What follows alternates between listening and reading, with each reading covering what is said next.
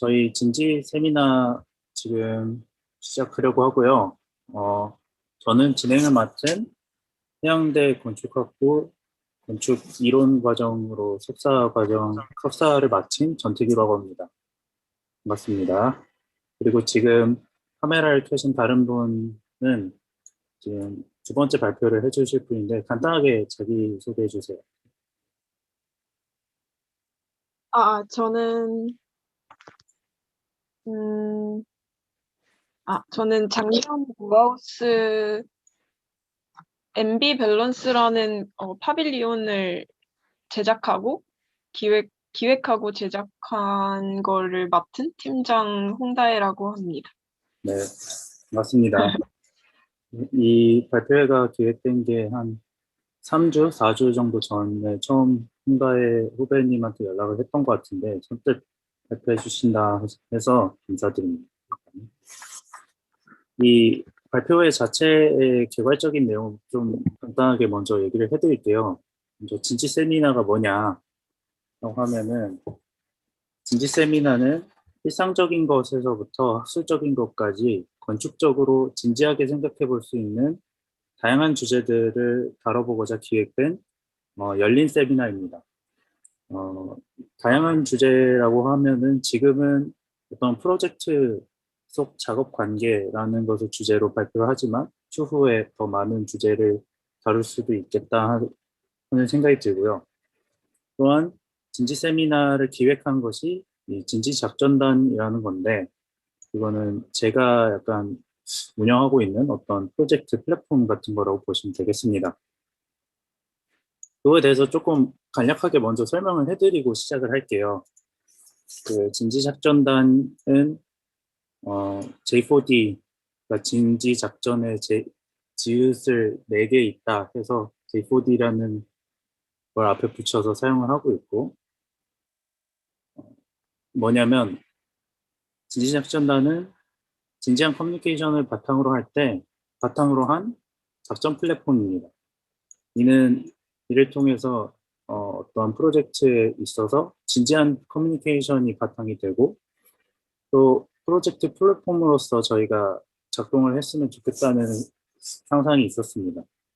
이를 커뮤니케이티브 아트 크루라고는 저는 얘기를 하고 다니는데 다양한 것들을 재미나게 할 수 있지 않을까 해서 이렇게 얘기를 하고 있고 예를 들어서 다른 사례가 뭐가 있냐면은 김진호가 속해 있는 IF 스튜디오나 유아인 배우가 운영하고 있는 아트크루, 스튜디오 콘크리트 같은 것들이 레퍼런스였습니다.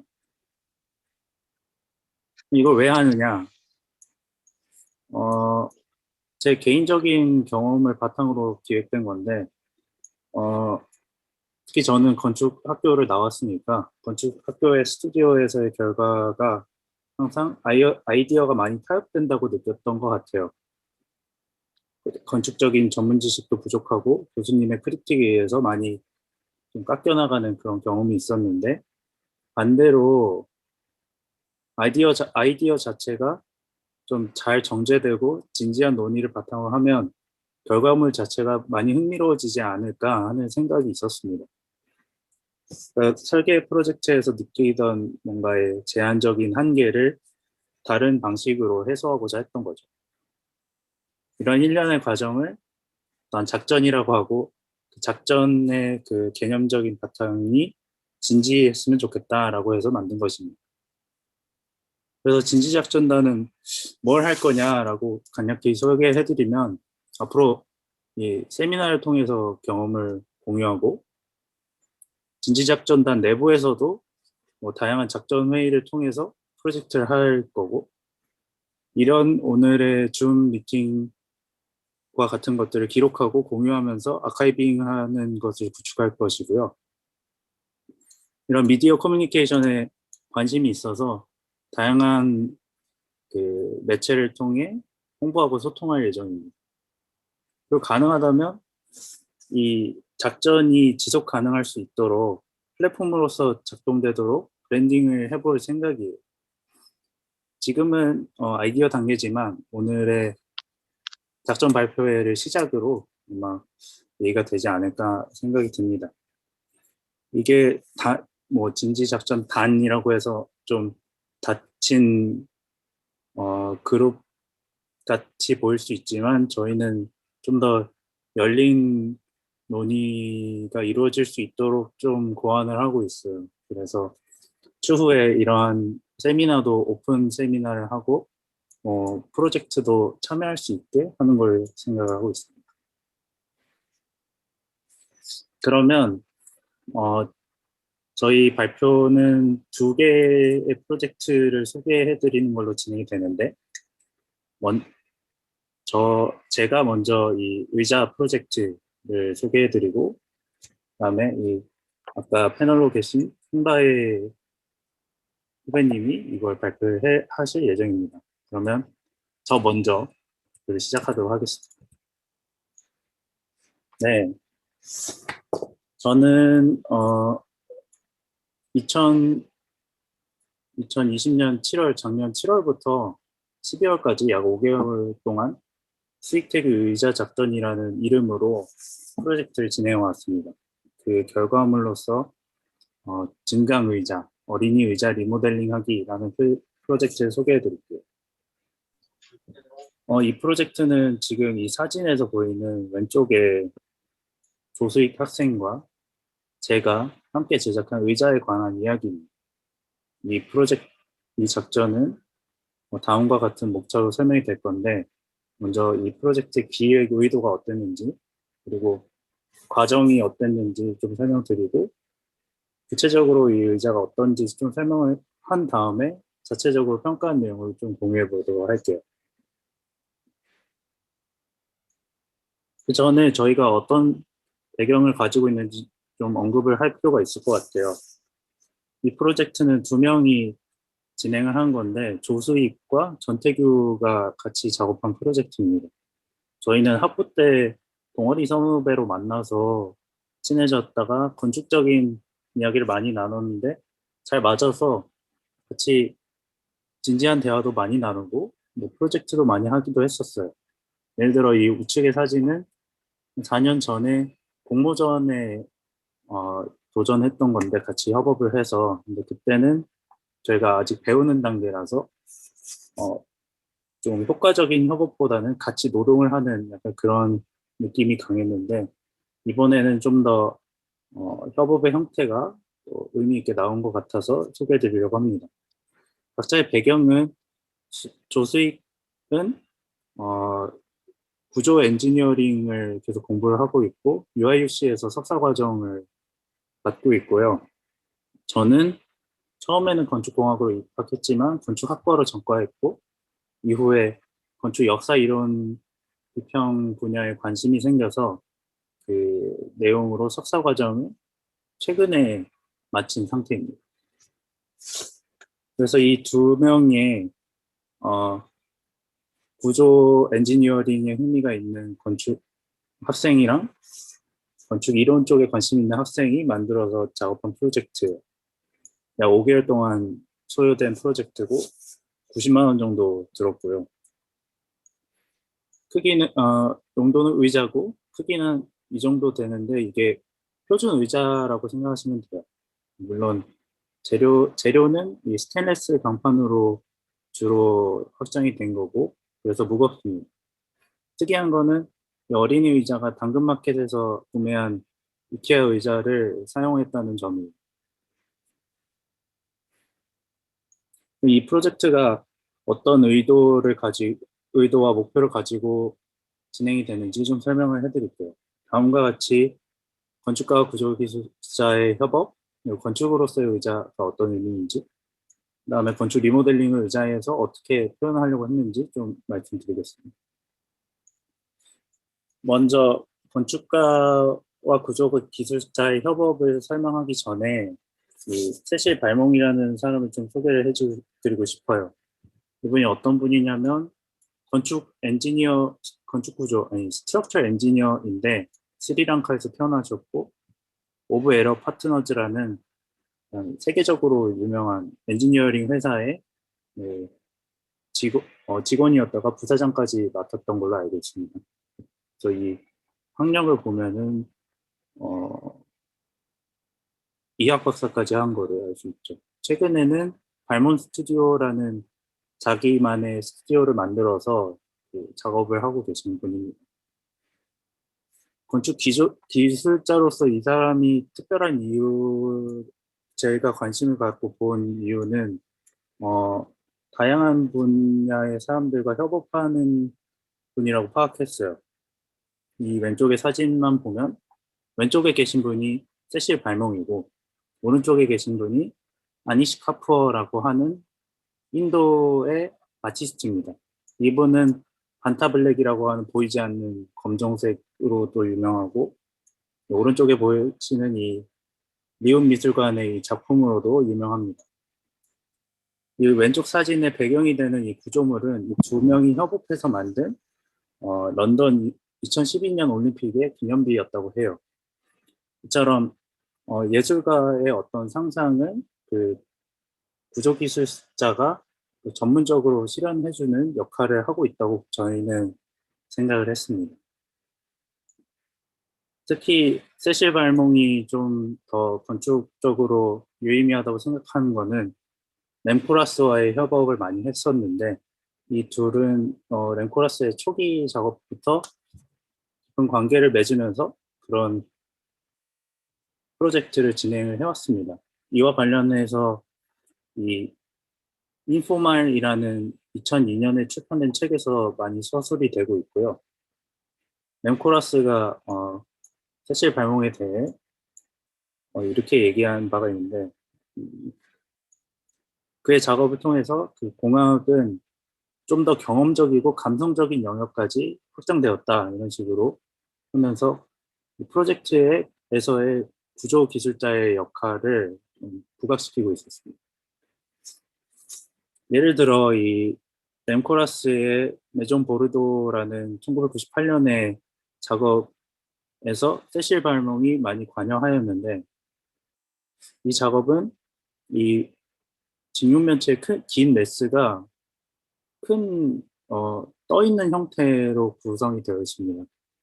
우측의 다이어그램을 보면 이쪽 아래쪽에서는 압축력으로 잡아주고 이 앞쪽에서는 위에 달린 철골과 그거에 연결된 어떤 하중이 있는 구조로 위로 이렇게 당기고 있는 구조예요. 그래서 이거를 실제로 실현하기 위해서 세실 발몽이 엔지니어로서 이러한 다이어그램을 그리는데 그 박스를 띄운다라는 개념을 가지고 기둥의 간격을 조정하고 기둥이 아니라 인장력을 바탕으로 한 구조 시스템을 고안한 것입니다. 이 아까 소개해드린 그 책에서 이와 관련한 도면이 소개되고 있고 여기에 이 위에서 잡아당기는 인장력이 표현된 인장력을 받아주는 철골 부분이 표현된 이 테크니컬 드로잉 이 부분도 있고 압축력을 받아주는 부분도 있고 그래서 구조적으로 여기는 잘 보이실지 모르겠는데 여기는 압축력으로 이 건물을 받치고 있고 요 위에는 인장력으로 당기고 있는 거죠. 이런 복잡한 구조를 이 구조 엔지니어가 협업하면서 실현한 것입니다. 랭코라스랑 세시발몽은 이 외에도 로테르담의 훈스탈과 관련해서도 세시발몽이 많이 관여했고 이후에 세시발몽에 이 속해 있던 오브 에럽 단위와 이 OMA가 잘 협업해서 많이들 아실 거라고 생각하는 CCTV 본사와 이러한 새로운 형태의 구조물을 같이 계획하게 됐습니다. 그래서 이런 것들에 저희는 관심이 많았어요. 저는 이론적인 부분에 바탕을 하고 있고 수익이는 엔지니어링이니까 저는 그 둘의 역할이 분리되어 있는 세실발몬과 램코라스의 관계가 흥미롭게 느껴졌습니다.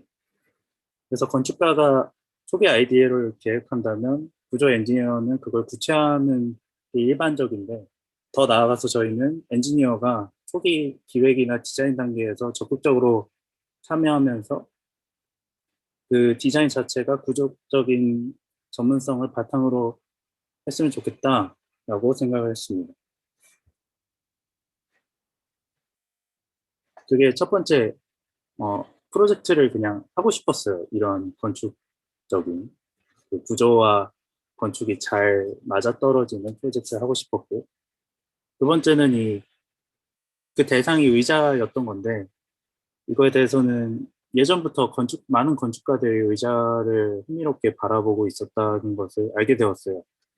이 미하일 토넷이라는 디자이너가 수공업자가 만든 이 토네라는 의자는 19세기 말에 대량 생산이 가능했던 의, 의자였는데 그 곡선을 가지고 있어서 많이들 흥미롭게 봤다고 해요. 그래서 꼬르비제 같은 경우도 이 토네 의자를 선별적으로 사용했고 아돌프 로스는 이거를 조금 변형해서 그 빈의 카페 뮤세움이라는 프로젝트의 가구로 사용하기도 했습니다.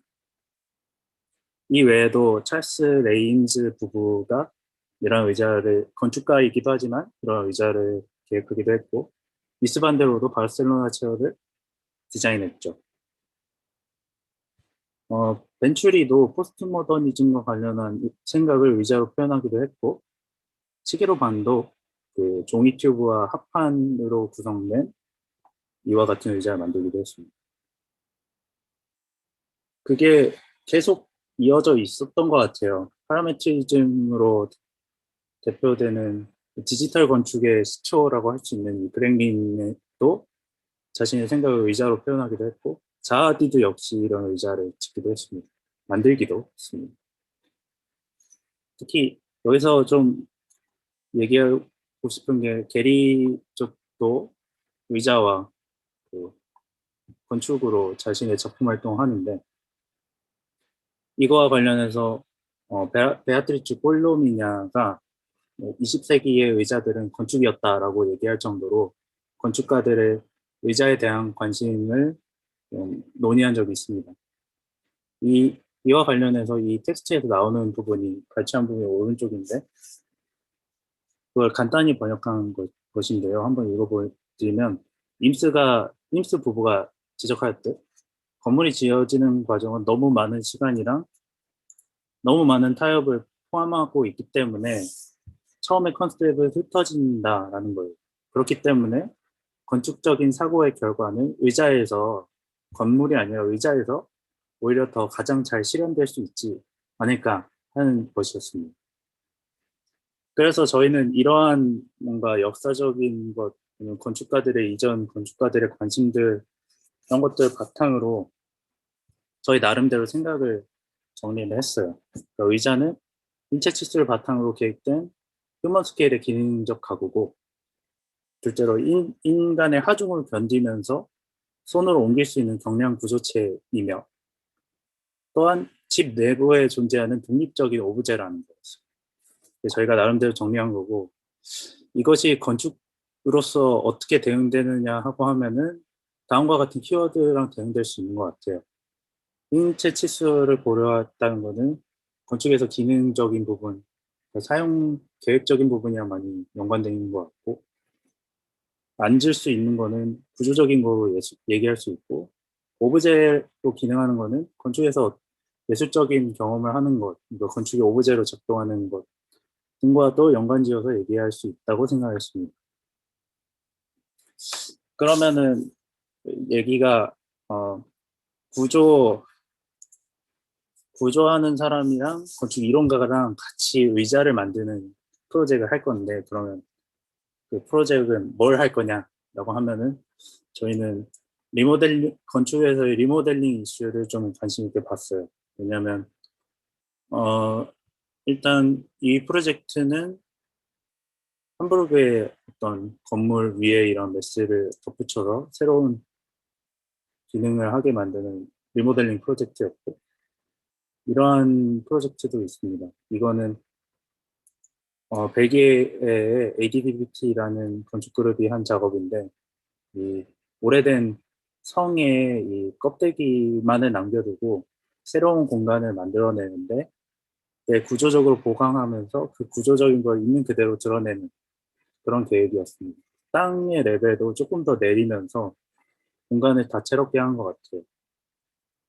이런 리모델링이 가지고 있는 그 고유한 거, 오래된 거랑 새로운 거가 같이 보여지는 그런 감성을 저는 좋아했습니다.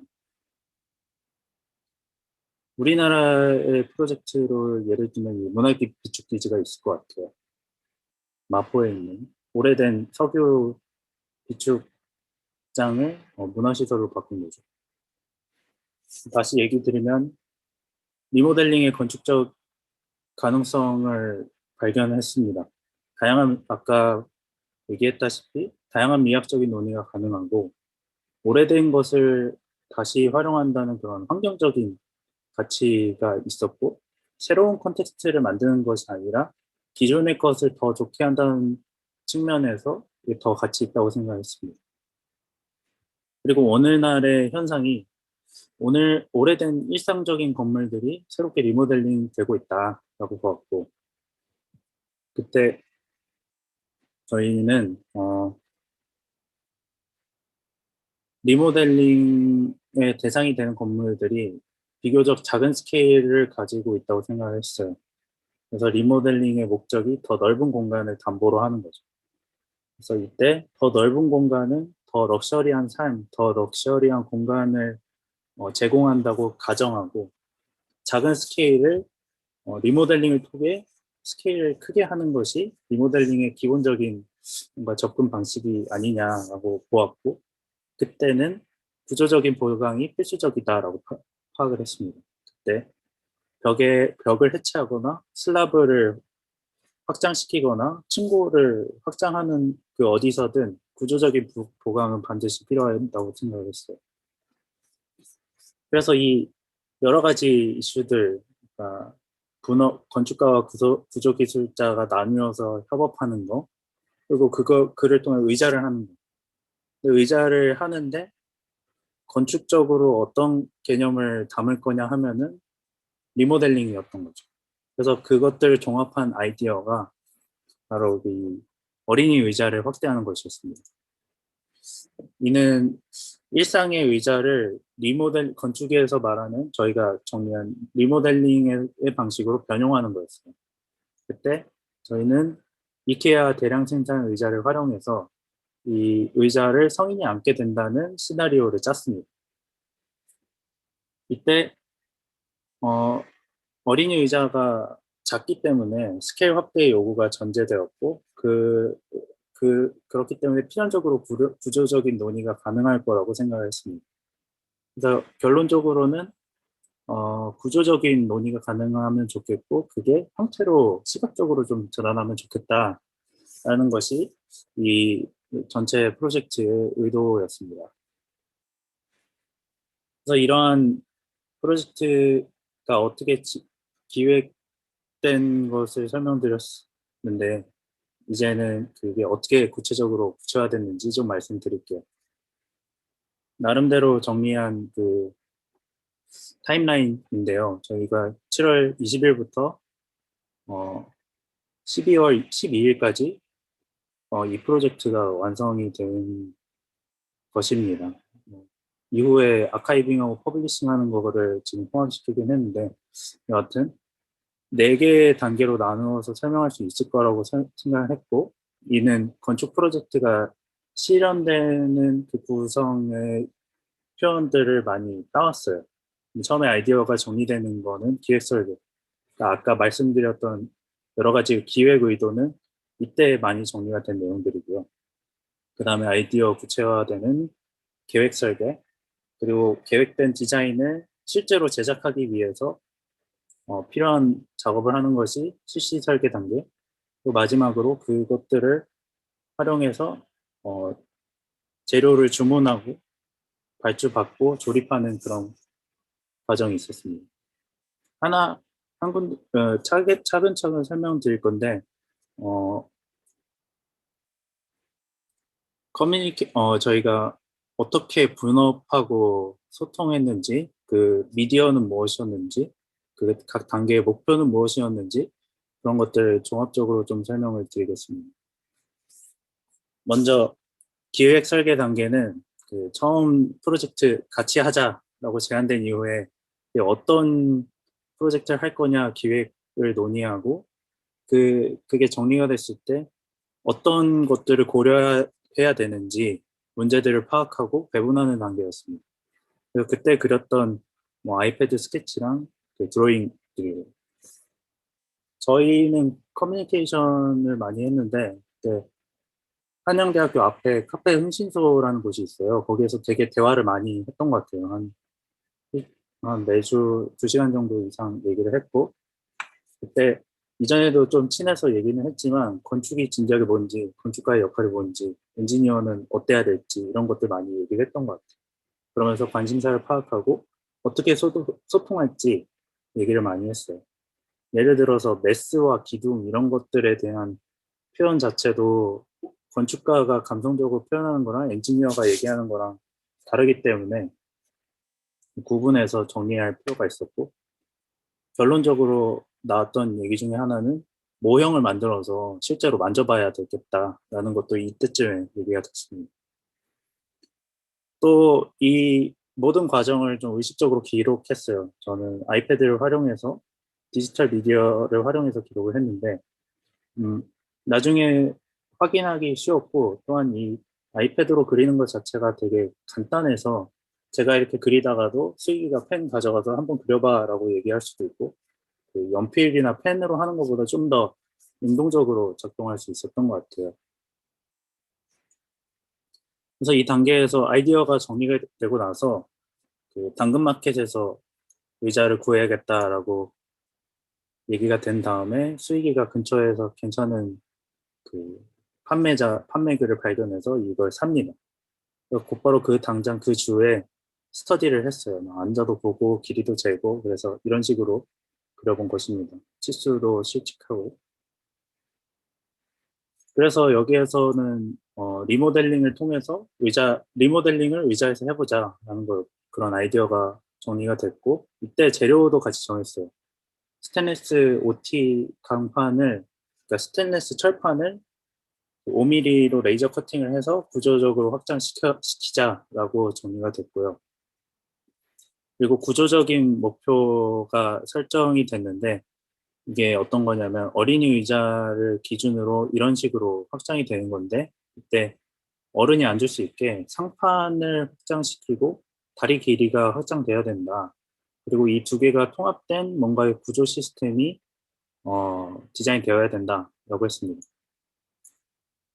이때 분업은 수익이는 엔지니어로서 이런 재료를 스터디하고 처음에 치수를 먼저 확인을 했고 저는 이 프로젝트를 이끄는 기획자로서 그리고 건축가의 관점으로 어떻게 하면 더 의미가 있을 수 있는지 어떻게 하면 잘 고안될 수 있는지 많이 의견을 제시했던 것 같아요. 그 다음이 계획 설계 단계인데 한 달 정도 그렇게 논의를 한 다음에 실제적으로 디자인에 들어갔어요. 어, 이때 치수에 대해서 그러니까 성인 치수를 얼만큼 할지 그런 것들이 고려되었고 그거를 실현하는 구조 시스템이 고안되었고요. 실제적으로 디자인을 하기 위해서 모델링이랑 도면 등을 활용해서 작업하였습니다. 그리고 이때 1대6 스케일의 모형도 만들었어요. 협업을 하기 위해서 라이노를 활용해서 모델링을 했고, 물론 처음에 이 어린이 의자는 그 구글링을 해서 발견한 거였는데, 나중에는 이게 정확하지 않다는 거를 발견하고, 새로 실측해서 모델링을 한 거고요. 또 여기 보시면 이 검정색 라인이 있는데, 이게 저희가 목표로 하고 있는 성인 목표 치수입니다. 성인이 앉을 수 있는 치수였고, 그거는 그래스호퍼를 활용해서 간단하게 그 매개 변수화 했고요. 이 모델링을 통해서 도면을 만들어냈고, 그 도면 위에서 그 스케치를 많이 하면서 디자인을 계속 해나갔던 것 같습니다. 형님, 재미있게 얘기할 수 있는 게 이 훈수 모델링이라는 개념인데, 디자인을 그냥 합의를 하기 위해서 공동 작업하는 방식이 필요했는데, 저희가 따로따로 모델링하고 합치려면은 그게 시간과 에너지가 많이 소모가 될 것 같더라고요. 그래서 제가 한 방식은 한 명이 모델링을 하고 다른 한 명의 의견을 제시하는 방향으로 했어요. 그래서 제가 먼저 회의 전에 이전에 회의되었던 것들 바탕으로 뭐 철판으로 하기로 했으니까 간단하게 모델링을 해보고 그 다음에 저희가 이제까지 얘기해왔던 그런 구조적인 거나 구조적인 시스템을 반영해서 그러면 이렇게 이렇게 해보자라고 얘기하면서 그 자리에서 같이 있는 자리에서 저는 컴퓨터를 앞에 두고 작업을 하고 뒤에서 수익이가 얘기해주는 그런 작업 방식을 했습니다. 이거를 저희는 혼수 모델링이라고 얘기했어요. 이게 장점이 의견을 수합함과 동시에 아이디어가 정리되어서 저희가 굳이 막 다시 모델링을 확인하고 다시 그거를 숙제처럼 가져가서 다시 만들어 오고 점검하고 이런 과정이 필요가 없었습니다. 그런 점에서 좋았고 그리고 이렇게 한번 흡수 모델링을 하고 나서 수익이가 구조 모델링을 한번 해줬어요.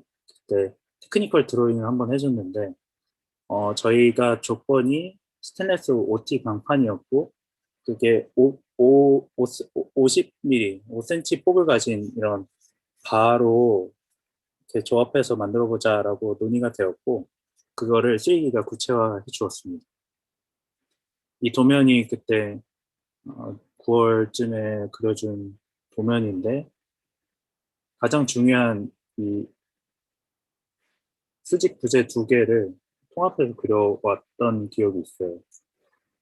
저는 이때 되게 놀라웠던 게 이런 테크니컬 드로잉의 이런 표현 방식이나 이 중심선에서 나오는 각도나 각도를 표기하는 거나 이 그 필렛된 부분에 R을 표시하는 방식 이런 것들이 그 건축 도면과는 많이 달라서 되게 새롭게 느꼈던 것 같아요.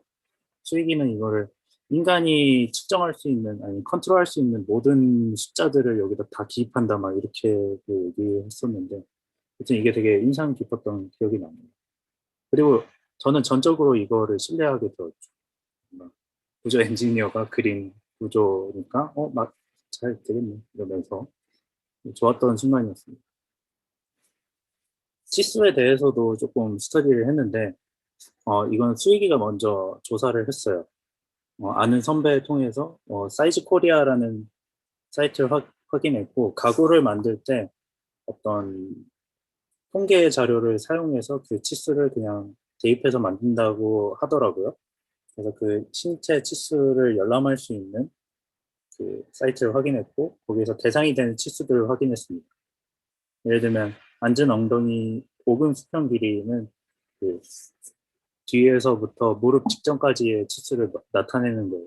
이런 식으로 치수들이 정리되었고 저는 이 데이터가 어떻게 조직되어 있는지 파악한 다음에 그럼 어떻게 이거를 활용할지를 고민을 했던 것 같습니다. 그래서 왼쪽이 제가 어, 정리한 내용인데 뭐 상판 가로폭은 이 치수를 쓴다. 상판 세로 깊이는 이런 치수를 쓴다. 그리고 그때 각 치수가 어느 정도 짧은 게 좋다. 아니면 같은 게 편하다. 이런 식의 정성적인 정리를 제가 한번 다시 진행을 했습니다. 그러고 나서 대상이 되는 치수가 있었으니 그것들을 저희의 치수로 변환해서 그러니까 저희의 치수를 그걸 대입시키는 걸 했어요. 그래서 그 네 개의 치수 대상이 되는 치수를 실측을 한 다음에 평균을 내고 조정했습니다. 얘는 뭔가 상징적인 계획이었는데 구조 엔지니어 이 프로젝트에 참여한 이 두 명의 신체 치수의 평균을 해서 이게 협업 프로젝트다라는 것을 좀 상징적으로 좀 해보고 싶었습니다. 그래서 아까 그런 치수를 얻은 것과 저희가 계속 디벨롭된 디자인된 내용을 종합해서 그 그래스호퍼의 치수를 대입하고 모델링도 계속 훈수를 둬가면서 디벨롭이 됐고 하면서 어느 정도 디자인이 정리되었을 때의 모습입니다. 10월쯤에 디벨롭된 디자인인데 이게 왜 이렇게 디자인되는지 그 의도를 좀 설명드리면 이 뒤에 크게 메인이 되는 수직 구조 부재가 두 개 있는데 그 두 개를 연결해주는 어떤 구조적인 장치가 필요했는데 이를 브레이싱이라고 했습니다. 근데 이것이 곧 디자인의 일부가 되기를 바랬던 것 같아요. 그래서 어느 순간 이 두 개의 부재가 브레이싱으로 연결되고, 그리고 이 등받이가 감싸는 모양이 됐으면 좋겠다라고 한 건 그냥 제 감상적인 의도였는데, 어린이 의자랑 조금 형태적으로 대응하고 싶기도 했고, 이게 좋은 아이디어라고 논의가 돼서 어, 디자인의 일관성을 주기 위해서 상판에도 이렇게 조금 각도를 줬어요. 그래서 결과적으로 어린이 의자랑 새롭게 확장되는 부분이 시각적으로 구분되고, 더 나아가서 앉았을 때 이게 느껴지기를 상상했습니다. 어린이 의자가 그 허벅지 뒤쪽에 어느 정도 어느 순간에 걸리고, 이 조금 내려간 이 스테인리스 부분이 이 허벅지 안쪽에 아래쪽에 이렇게 닿는 것을 상상했습니다. 그래서 이렇게 디자인을 정리를 했습니다. 정리된 디자인을 가지고 모형을 만들기 위해서 한번 이런 명칭을 정리할 필요가 있었어요. 예를 들면 기존 의자, 어린이 의자, 상판, 프레임 이런 식으로 부재들 위치마다 어떻게 얘기할지 설명을 했어야 됐고, 이는 모형을 만들 때 그 뭐 수직 날개 프레임 좀 줘봐, 아니면 등받이 프레임은 어떻게 해, 약간 이런 식으로 의사소통이 더 빠르게 진행됐던 어, 것도 있었습니다. 그래서 모형을 만들었어요. 한번 그 1대6 스케일로 A4에 간단히 뽑아서 그 나이싱지 1합에다가 커팅을 해서 만들었고, 이때 정말 많은 것을 확인할 수 있었는데, 어린이 의자랑 이 새로운 구조랑 어떻게 접합하는지 좀 파악을 해야겠다. 그리고 힘의 거동이 어떻게 되더라 라고 했습니다. 그때 상황이고 영상이 하나 있는데 어, 아마 소리는 잘 안 들릴 텐데, 제가 이 엔지니어가 파악하고 있는 부분을 설명을 해달라고 하는 순간이었습니다. 그러니까 지금 수직 부재가 길게 많이 접합이 되어 있기 때문에 캔틸레버가 되는 부분을 이렇게 누르면 그 측면으로 휘일 수 있다는 것을 판단을 했어요. 그래서 그걸 확인하고 그걸 예상하고 미리 만들어둔 이 브레이싱을 두니 더 견고해졌다라고 확인하는 순간이었습니다. 그래서 이때가 되게 기분 좋은 순간이었는데, 저희가 계속 이론적으로만 얘기해오던 그런 구조적인 논의, 그리고 이 구성적인 논의 등을 실제의 모형을 통해서 확인했다는 게 정말 좋았습니다. 시간이 많이 갔으니 빨리 해볼게요. 그래서 이때 성인이 앉을 수 있게 치수가 정리되었고, 모형을 한번 만들고 나니까 그 세부적인 내용들이 보완되었습니다. 그리고 이때 역시나 수익이는 구조 시스템을 제안하고 안정성을 방금 전에 예측했고, 저는 모델링을 도맡아서 했었습니다. 이렇게 디자인이 정리되고 나서 실제 제작을 위해서 작업을 했던 게 지금 이 CC 설계 단계였어요. 아이디어는 있었는데 저희가 실제로 발주처에 문의하기 위해서 캐드 도면이 필요했었습니다. 실제 치수가 완전하게 정리가 되어야 됐고, 그게 캐드로 옮겨져야 했기 때문에 이러한 작업들을 했습니다. 그때 많은 작업을 했는데, 그 부재별로 기호화해서 그 도면상에서의 인덱싱을 좀 더 용이하게 했고, 실제 이런 저희 디자인이 많이 복잡했기 때문에 그 스테인리스 스틸을 커팅하는 것뿐만 아니라 이렇게 접어야 되는 부분도 있었기 때문에 그 부분도 같이 표현을 했습니다. 그래서 이러한 도면을 그렸어요. 등받이나 그 의자 상판 중에 일부고, 이것들 레이저 커팅을 의뢰하기 위해 이렇게 모았던 것입니다. 그리고 각 부재가 어떤 형상으로 완성되어야 되는지 이런 정보도 정리를 했어요. 그래서 이때 필요한 부분들을 다시 한번 도면화했고, 여기 보시면 볼트 구멍도 구체적으로 나 있는데 이것도 다시 한번 점검을 했고, 그 후에 발주처를 컨택을 했습니다. 그런 내용들을 수익이가 도면을 모으고 발주처를 알아보는 작업을 주로 했습니다. 저는 이 정보, 어떤 수준까지 정보를 만들어야 되는지 그런 체계를 좀 보완했던. 그리고 이거는 같이 나눠서 의자 상판은 내가 하고 구조 부재는 수익이가 하고 이런 식으로 분업했습니다. 그래서 그 발주처를 정한 다음에 제작한 단계가 마지막 단계예요. 저희가 예산에 따라서 발주처를 선정을 했고, 그다음에 발주가 의뢰를 한 순간부터 재료를 오는 것까지 고려해서 스케줄링을 했습니다. 특수하게 수익이가 해외로 출국하는 스케줄이 있었기 때문에 그 이전에 마무리하는 것이 목표였습니다. 그래서 이거는 같이 만든 거고, 부재를 수익인의 집에서 이거 작업을 했는데 옥탑이 있는 집이어서 이 좋게도 여기서 작업할 수 있었고, 또한 이전부터 수익인은 여러 그 공업 집에서 하는 DIY 작업을 많이 하고 있었어서 그런 공구들이 많았었습니다. 그것들을 활용하기 위해서 수익인의 옥탑에서 작업했고, 그때 저는 어, 포도도 제공하고 그 조립된 것들 관리하는 거는 수익이가 했었던 것 같습니다. 이렇게 인덱싱을 해서 그래서 같이 만들었어요.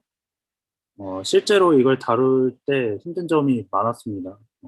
볼트구멍이 잘 맞지 않아서 그 조금씩 다 손봐야 됐고 실제로 무거워가지고 잠시만요.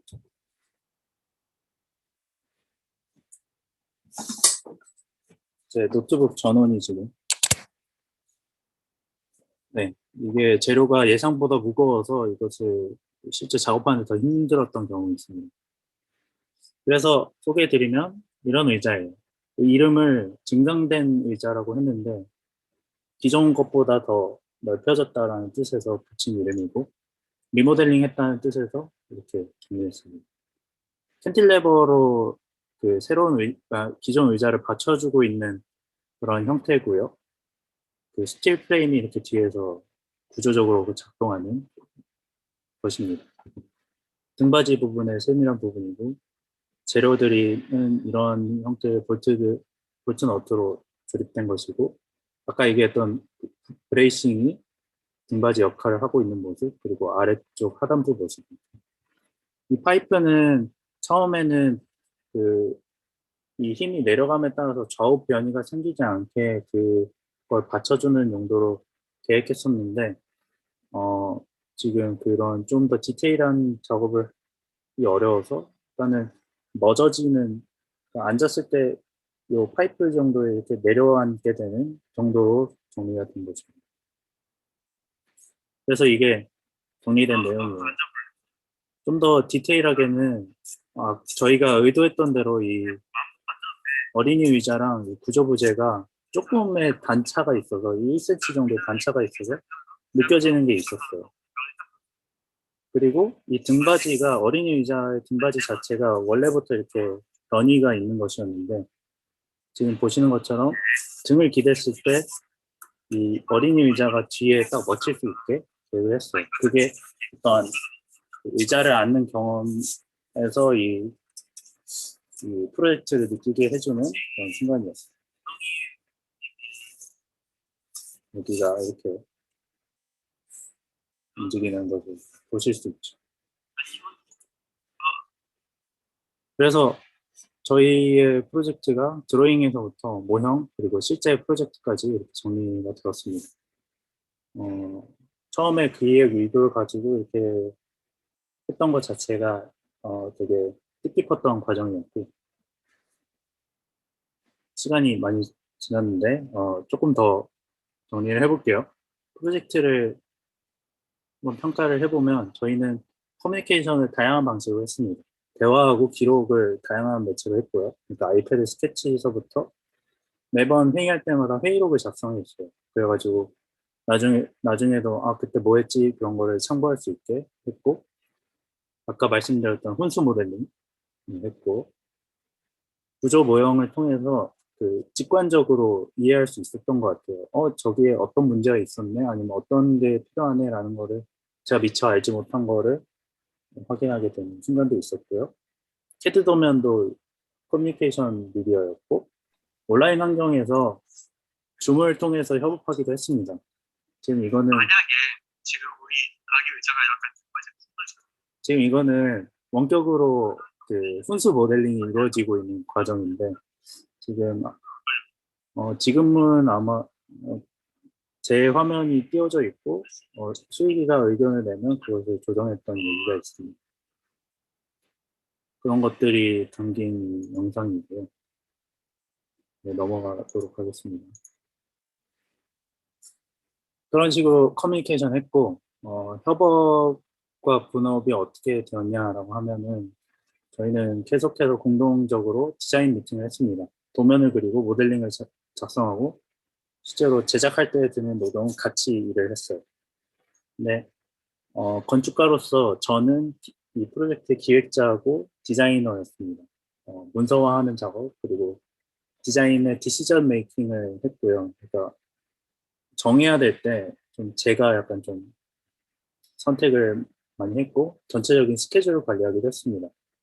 수익이는 구조 엔지니어로서 그 전체적인 구조 시스템을 예측하고 재료들을 다루고 부재들을 어떻게 디자인할지를 많이 했습니다. 그래서 패브리케이션 스터디하고 구조 디자인 그리고 재료에 대한 거. 이 분업의 특징이 예전에 같이 공모전을 했을 때는 같이 디자인하고 같이 모델 만들고 이랬는데 분야가 다르다 보니까 서로의 전문 분야에 대한 신뢰를 바탕으로 얘기가 됐어요. 예를 들면 재료는 다 너한테 맡길 테니 나는 뭘 하겠다 이런 식으로 분업을 했고 그래서 업무가 완전히 분담이 되었고 회의가 되게 빠르게 프로젝트가 빠르게 진행이 됐습니다. 그러니까 구조 프로파일을 보고 제가 태클을 걸지 않았던 거죠. 걸 수도 없고 저는 전적으로 신뢰해서 프로젝트를 진행하고 있었기 때문에 그 부분이 되게 효과적이었다고 생각합니다. 그래서 뭐 얼마 전에 줌 미팅을 통해서 수익이 얘기한 얘기인데 뭐 프로젝트가 어땠냐 이런 간단한 얘기인데 이 부분은 시간 관계상 좀 넘기도록 하겠습니다.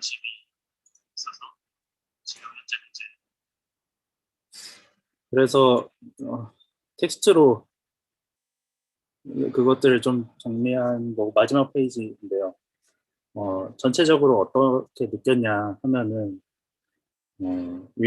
수익이는 유의미한 프로젝트였다라고 하면서 주어진 시간, 돈, 그리고 지식으로 나름의 계획과 목적을 정했고 그것을 실제로 경험할 수 있었다. 제일 중요한 거는 서로 다른 관점을 가진 작업자가 하나의 프로젝트를 어떻게 풀어나가고 그리고 그 다른 관점이 어떻게 프로젝트에 기여되고 녹아져서 드러나는지 그것을 확인할 수 있었다고 해요. 가장 성취감을 느꼈을 때는 실제 의자가 예상한 대로 거동할 때, 구조적으로 거동할 때, 그리고 또 모델을 통해서 아이디어가 확인될 때 그냥 좋았다고 합니다. 저는 개인적으로 처음에 기획 의도를 최대한 타협하지 않고 수행할 수 있었던 건축적인 프로젝트라고 얘기하고 싶어요. 그래서 협업과 분업을 하면서 서로 지적으로 티키타카 했던 것 같은데 이거는 뭐 구조적인 거동이 어때? 그럴 것 같은데 그럼 그러네. 그럼 어떤 의미가 있을 수 있겠네. 막 이런 식으로 얘기되었던 것 같아요. 그리고 이 의자 자체를 자체적으로 비평 아니면 평가하자면 이 증강대 의자는 의자로서 잘 기능합니다. 앉았을 때 안정감이 있고 불편하지 않아요.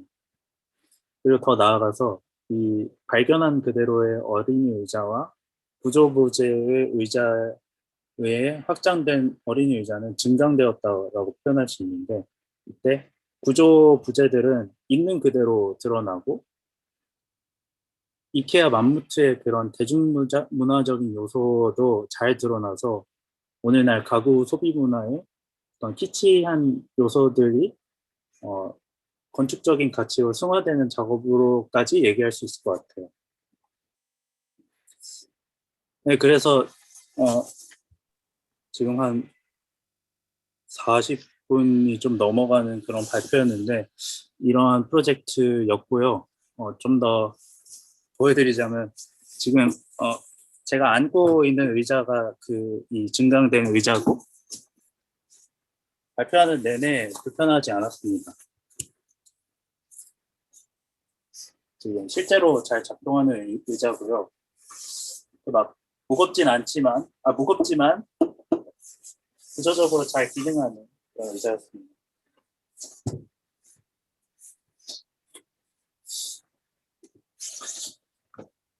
네, 그렇습니다. 저의 발표는 여기까지고, 네. 혹시 질문 있으시면은 지금 채팅이나 음성으로 해주시면 좋을 것 같아요. 발표가 좀 길어졌는데 괜찮나요? 네, 재밌었어요. 네, 감사합니다. 혹시 뭐 궁금한 점이나 이런 게 있을까요? 저는 궁금한 게 하나 있었는데, 일단 프로젝트 자체에 대한 궁금증이 뭐였냐면, 스테인리스 강판을 선택한 이유? 음, 그게 궁금했어요. 사실은, 어, 네, 아무튼, 이 부분은 저보다 수익이가 좀 더 잘 알 것 같은데, 혹시 지금 조수익 씨 듣고 계신가요? 이거 답변해 주면 좋을 것 같은데, 그 재료 같은 경우는 지금 이제 대답을 소개 여러 한번 가지 해주시고 얘기해 예, 주시면 될 것 저기 같아요.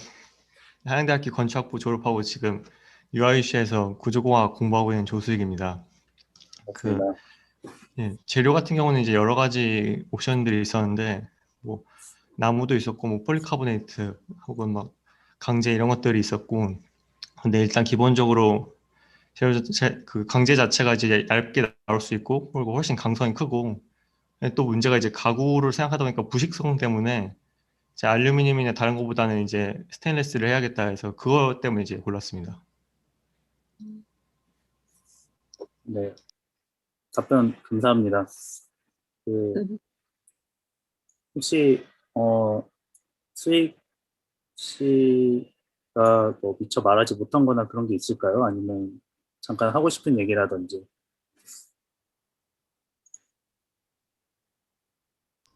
아니요, 스태규가 뭐 대부분 다 잘 해준 것 같습니다. 그러신가요? 네, 알겠습니다. 하여튼 네, 수익이랑 협업 되게 친한 사이고 협업을 통해서 이렇게 좀 다른 거를 해봤다는 게 저는 되게 좋았고요. 음, 그리고 또 질문해도 될까요? 네, 질문하셔도 좋을 것 같습니다. 사실 이제 제가 다음에 발표할 거에 대한 거는 되게 시행착오에 대한 이야기가 많아요. 근데 네. 이 프로젝트는 되게 계획한 대로 일정이나 뭐 형태나 계획한 대로 좀 변경 없이 음, 그렇게 잘 진행된 것 같다는 느낌이 들어서 진짜 그랬는지 아니면 네. 네 뭔가 이렇게 네. 변경 네. 좋은 질문인 것 같습니다. 저희 뭐 지금 장황하게 뭐 이론적인 얘기서부터 그 프로세스를 다 설명해서 되게 잘 짜여진 프로젝트처럼 보이지만 실제로는 사실은 시행착오 아닌 시행착오가 많았는데요. 예를 들면 처음에 이 기획 의도를 좀 소통하는 데 있어서 한 5, 6주 정도로 시간이 많이 걸렸던 것 같아요. 제가 생각하는 확장의 방식이랑 수익이가 이해한 그런 구조 시스템의 적용 방식이 좀 상이해서 그거를 계속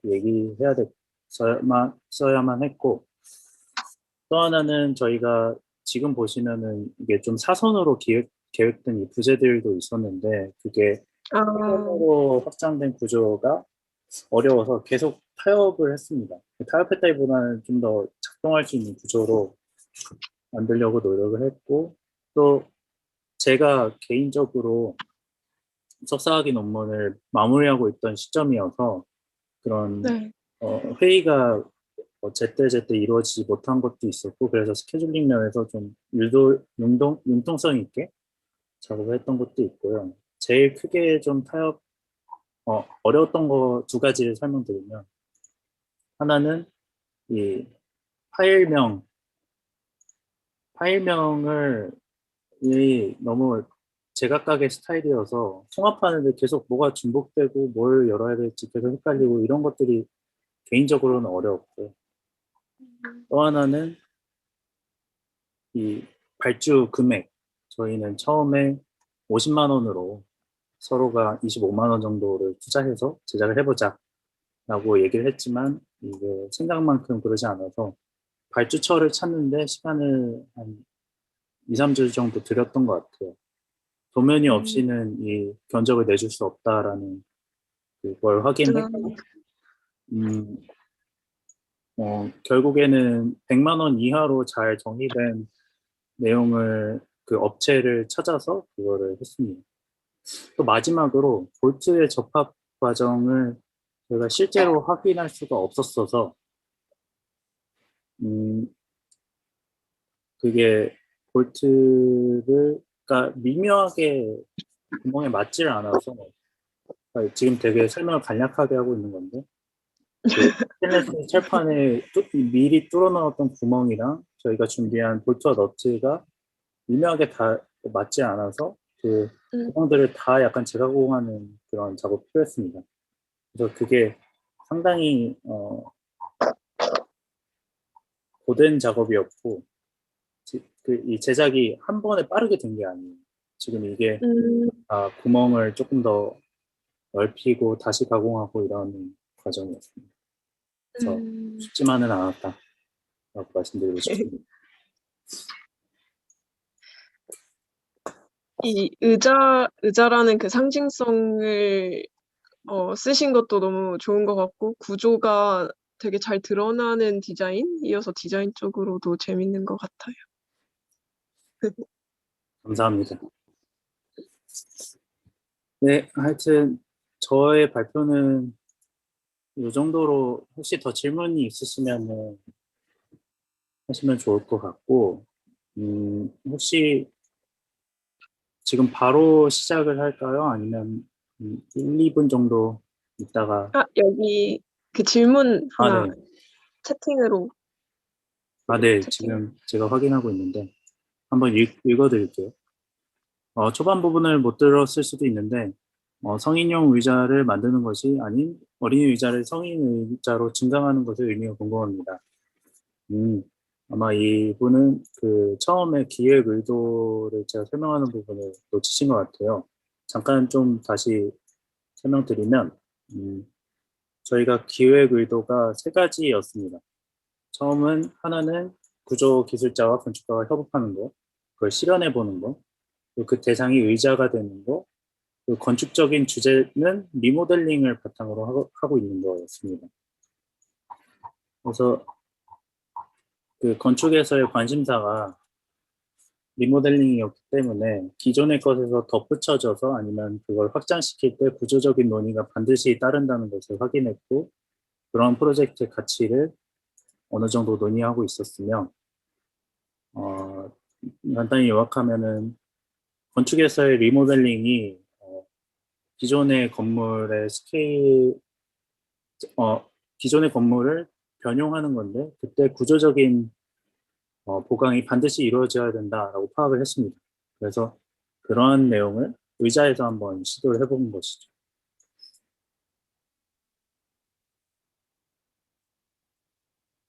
네, 답변이 되신 것 같네요. 감사합니다. 물결 2개로 채팅에 다시 남겨주셨습니다. 다음 순서는 2020년 우하우스 한양대학교 파빌리온 프로젝트로 참여했던 홍다혜 팀장의 발표입니다. 간략하게 소개해드리면 이 우하우스는 유니버시티 오브 아키텍처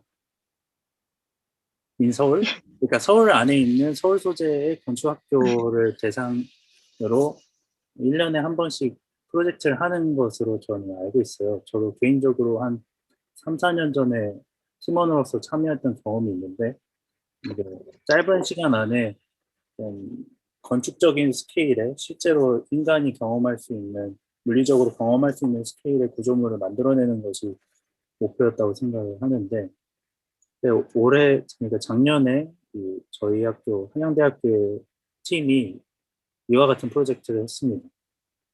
그래서 제가 당연히 협업 과정이 있었을 것이고 당연히 커뮤니케이션에 이슈가 있었을 것이라고 생각해서 발표를 요청드렸습니다. 그러면 저는 이 정도로 공유를 마치고 화면 공유를 마치고 지금 홍다혜 발표자께서 화면을 공유하시면서 발표를 진행해 주시면 좋을 것 같아요. 네. 안녕하세요. 저는 2020년 작년 한양대학교 우하우스 팀 팀장 홍다혜라고 합니다. 저희는 일단 작년 한 해 동안 이게 원래 다들 아실 수도 있겠지만 우하우스가 5월 정도 한 달에서 2달 정도의 프로젝트인데 코로나 때문에 좀 미뤄지면서 전시가 미뤄짐으로 인해서 이게 1년 프로젝트가 돼버렸어요. 아무튼 그래서 한 해 동안 파빌리온 전시를 기획하고 그리고 제작해서 작년 11월 한 달 동안 한양대학교 한마당에서 전시를 진행하였습니다. 일단 발표는 프로젝트에 대해서 막 상세히는 아니고 어떤 프로젝트인지 간략하게 좀 소개를 해드리고 저희가 경험한 다양한 협업의 형태를 좀 소개하고 공유하고 마지막으로 팀원들의 어떤 소감들을 글로든 목소리로든 들어볼 수 있는 시간을 가지려고 합니다. 일단 프로젝트의 그 공통 우하우스 주제가 헤비텍처라고 인간과 자연의 공생이었어요. 근데 저희가 일단 이 공생이라는 걸 접근할 때 영역에서부터 시작했어요. 인간과 모든 생물체들은 이와 같이 어떤 고유의 영역이 있는데 인간이 그리드라는 시스템을 도입하고 그러니까 그 그리드라는 시스템을 도입하면서 영역을 규정하면서 경계로서 그 그리드라는 시스템이 또 계속 복제되고 하면서 다른 동물들의 영역을 침범한다라는 문제점을 저희가 파악했어요. 그래서 아무튼 이 본질적으로 그리드라는 시스템이 인간의 영역의 경계를 규정하는 시스템으로서 부적합하다라는 생각이 들었어요. 그래서 이런 인간을 위한 그리드 시스템이 있으면 다른 동물들, 다른 생물체들을 수용할 수 있는 어떤 그게 곡선으로 대표된다고 생각했고 그런 곡선으로 대표되는 다른 경계를 포함하는 그런 양면성을 가지는 경계를 만들어야겠다라는 생각을 했습니다. 그래서 이 양면성을 가지는 경계를 공간 개념으로 살짝 확정을 해서 서로의 공간을 존중하자라는 이야기를 하고 싶었고 이게 경계로만 남는 게 아니라 살짝 틈을 수용하면서 좀 더 소극적인 약간 공종을 넘어서 개체 간의 어떤 커뮤니케이션이 살짝 일어날 수 있는 그런 경계를 아무튼 만들어 보자라는 생각을 해보았습니다. 이게 약간 오른쪽에 인간의 어떤 그리드와 수평 수직 그리고 왼쪽에 자연의 다원적이고 뭔가 모든 생물을 수용할 수 있는 그런 이타적인 그런 경계라고 했을 때 이 가운데 부분 이런 양면성을 보여주는 경계를 파빌리온에서 한번 형상화해 보자라고 하였습니다. 잠깐 소리 좀 꺼줄래? 이제 죄송합니다. 그래서 이 전형적인 건축술인 어떤 조적식 벽, 그러니까 인간이 경계를 구축할 때 전형적으로 이런 수직적인 벽을 세우는데 이거에서 일단 출발을 했어요. 그래서 여기에서 아까 이야기한 대로 좀 소극적이지만 좀 시각적인 어느 정도의 서로를 인지할 만한 조금 그러니까 좀 어느 정도의 의사소통을 위한 틈을 한번 만들어보고 그거를 서서히 변형시켰는데 이 변형시키면서 이 다른 다른 생물들을 끌어들일 수 있는 그런 다원적인 어떤 이런 경계를 점차 만들어가는 과정이죠. 그래서 이 어떤 유닛을 쌓는 방식으로 경계를 만드는데 이 유닛이 이렇게 정삼각형 테슬레이션 배치로 그렇게 쌓이면서 인간을 위한 공간도 만들면서 동시에 자연을 위한 공간을 이렇게 수용하는 그런 경계를 만들어 보았습니다.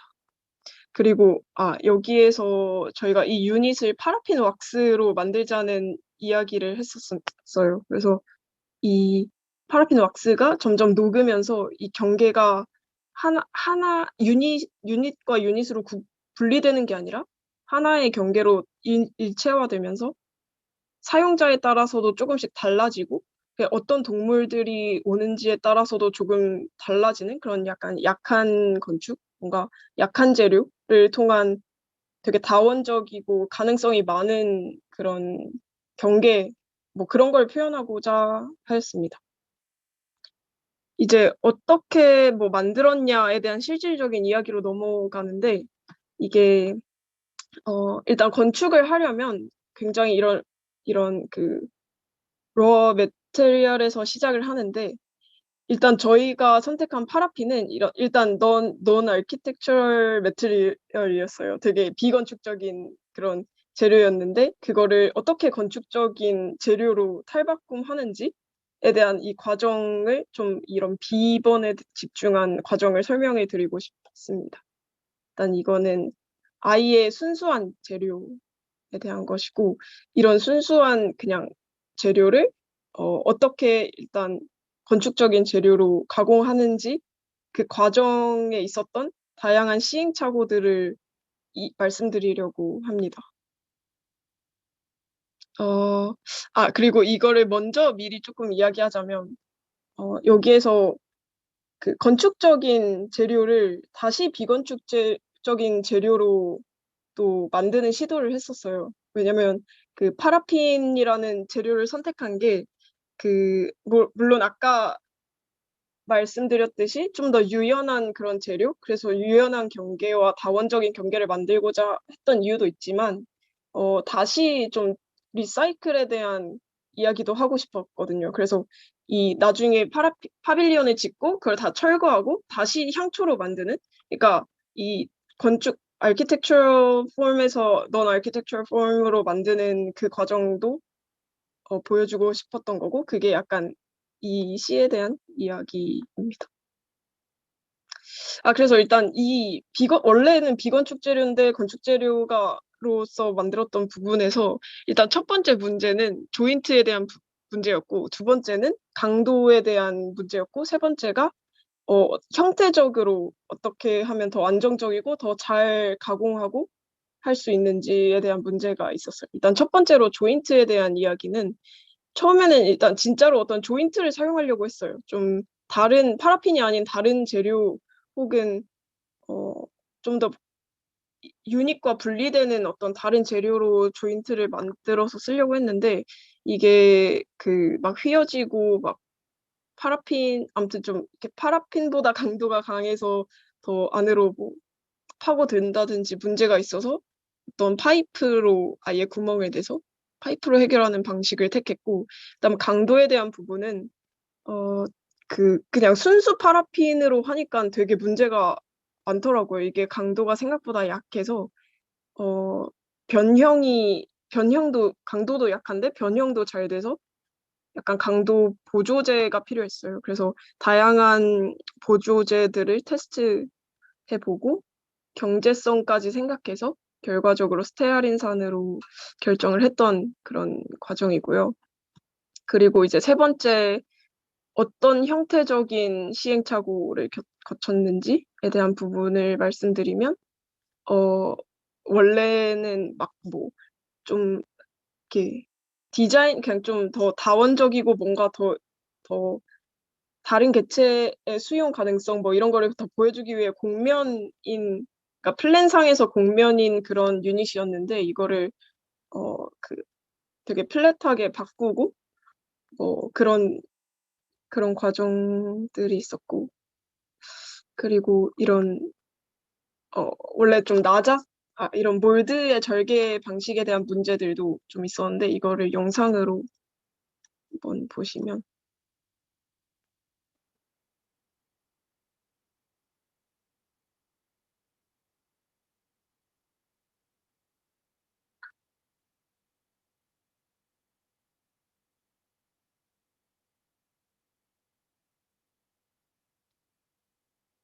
이게 일단 3D 프린팅을 통해서 원형 유닛을 만들어서 광택을 위해서 에폭시 작업을 하고 그 에폭시를 또 살짝 갉아내고 그렇게 해서 몰드를 만드는 과정인데요.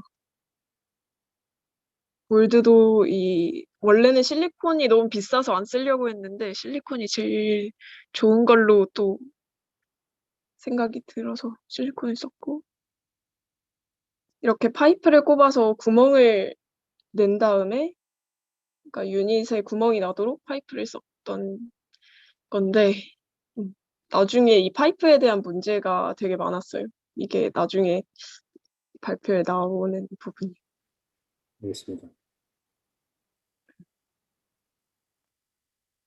이렇게 몰드에서 유닛을 빼내고 이 유닛들이 총 막 120개 정도 됐었던 것 같아요. 그래서 유닛을 다 쌓고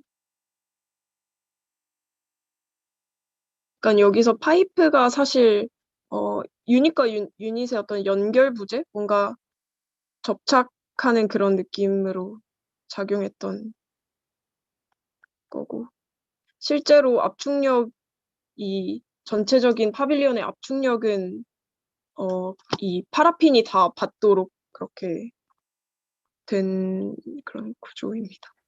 간단한 질문인데 이게 무게가 어느 정도 돼요? 하나당?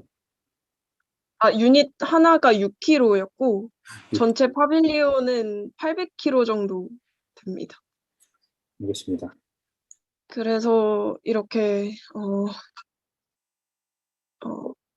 네, 그 전시를 했었고 사실 건축에서 기성재를 사용하지 않고 뭔가 부재를 다 성형하는 방식으로 아까 제작하는 걸 보셨을 텐데 이 선례가 진짜 많지 않았어요. 그래서 유튜브에서 막 몰드로 피규어 제작하는 그런 영상들 뭐 이런 것들 보면서 아까 몰드 제작하는 그런 것들을 테스트해보고 그랬고 아까 영상에서 봤던 그 한 단계 한 단계가 사실 뭔가 시행착오를 통해 얻어진 그런 것들이었어요. 네. 그리고 이제 이 파빌리온에 대해서 조금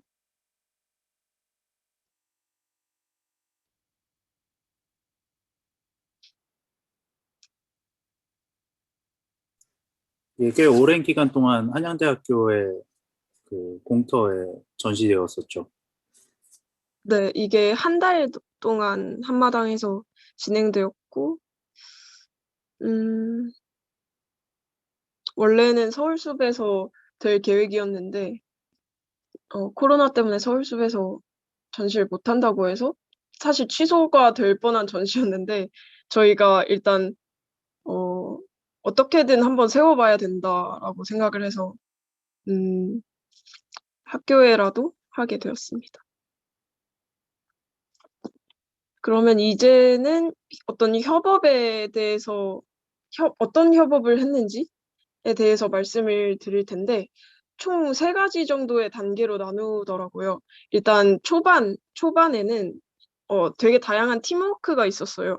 막 한 4명에서 5명 정도로 구성된 다양한 팀들의 어떤 협업 그런 그런 형태의 협업을 했고 그 다음에는 한 후반부 2학기 정도에는 되게 공장 체제의 그런 협업을 했습니다.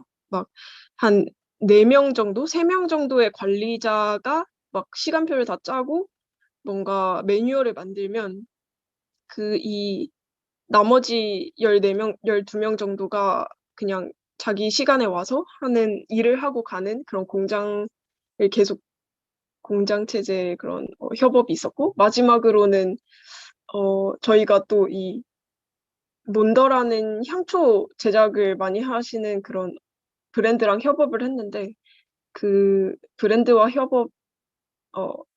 협업에 대한 이야기? 이렇게 세 부분으로 나뉠 것 같은데, 일단 첫 번째로는 초반에 있었던 그런 그룹, 팀으로 했었던 협업에 대해서 좀 공유를 하려고 합니다.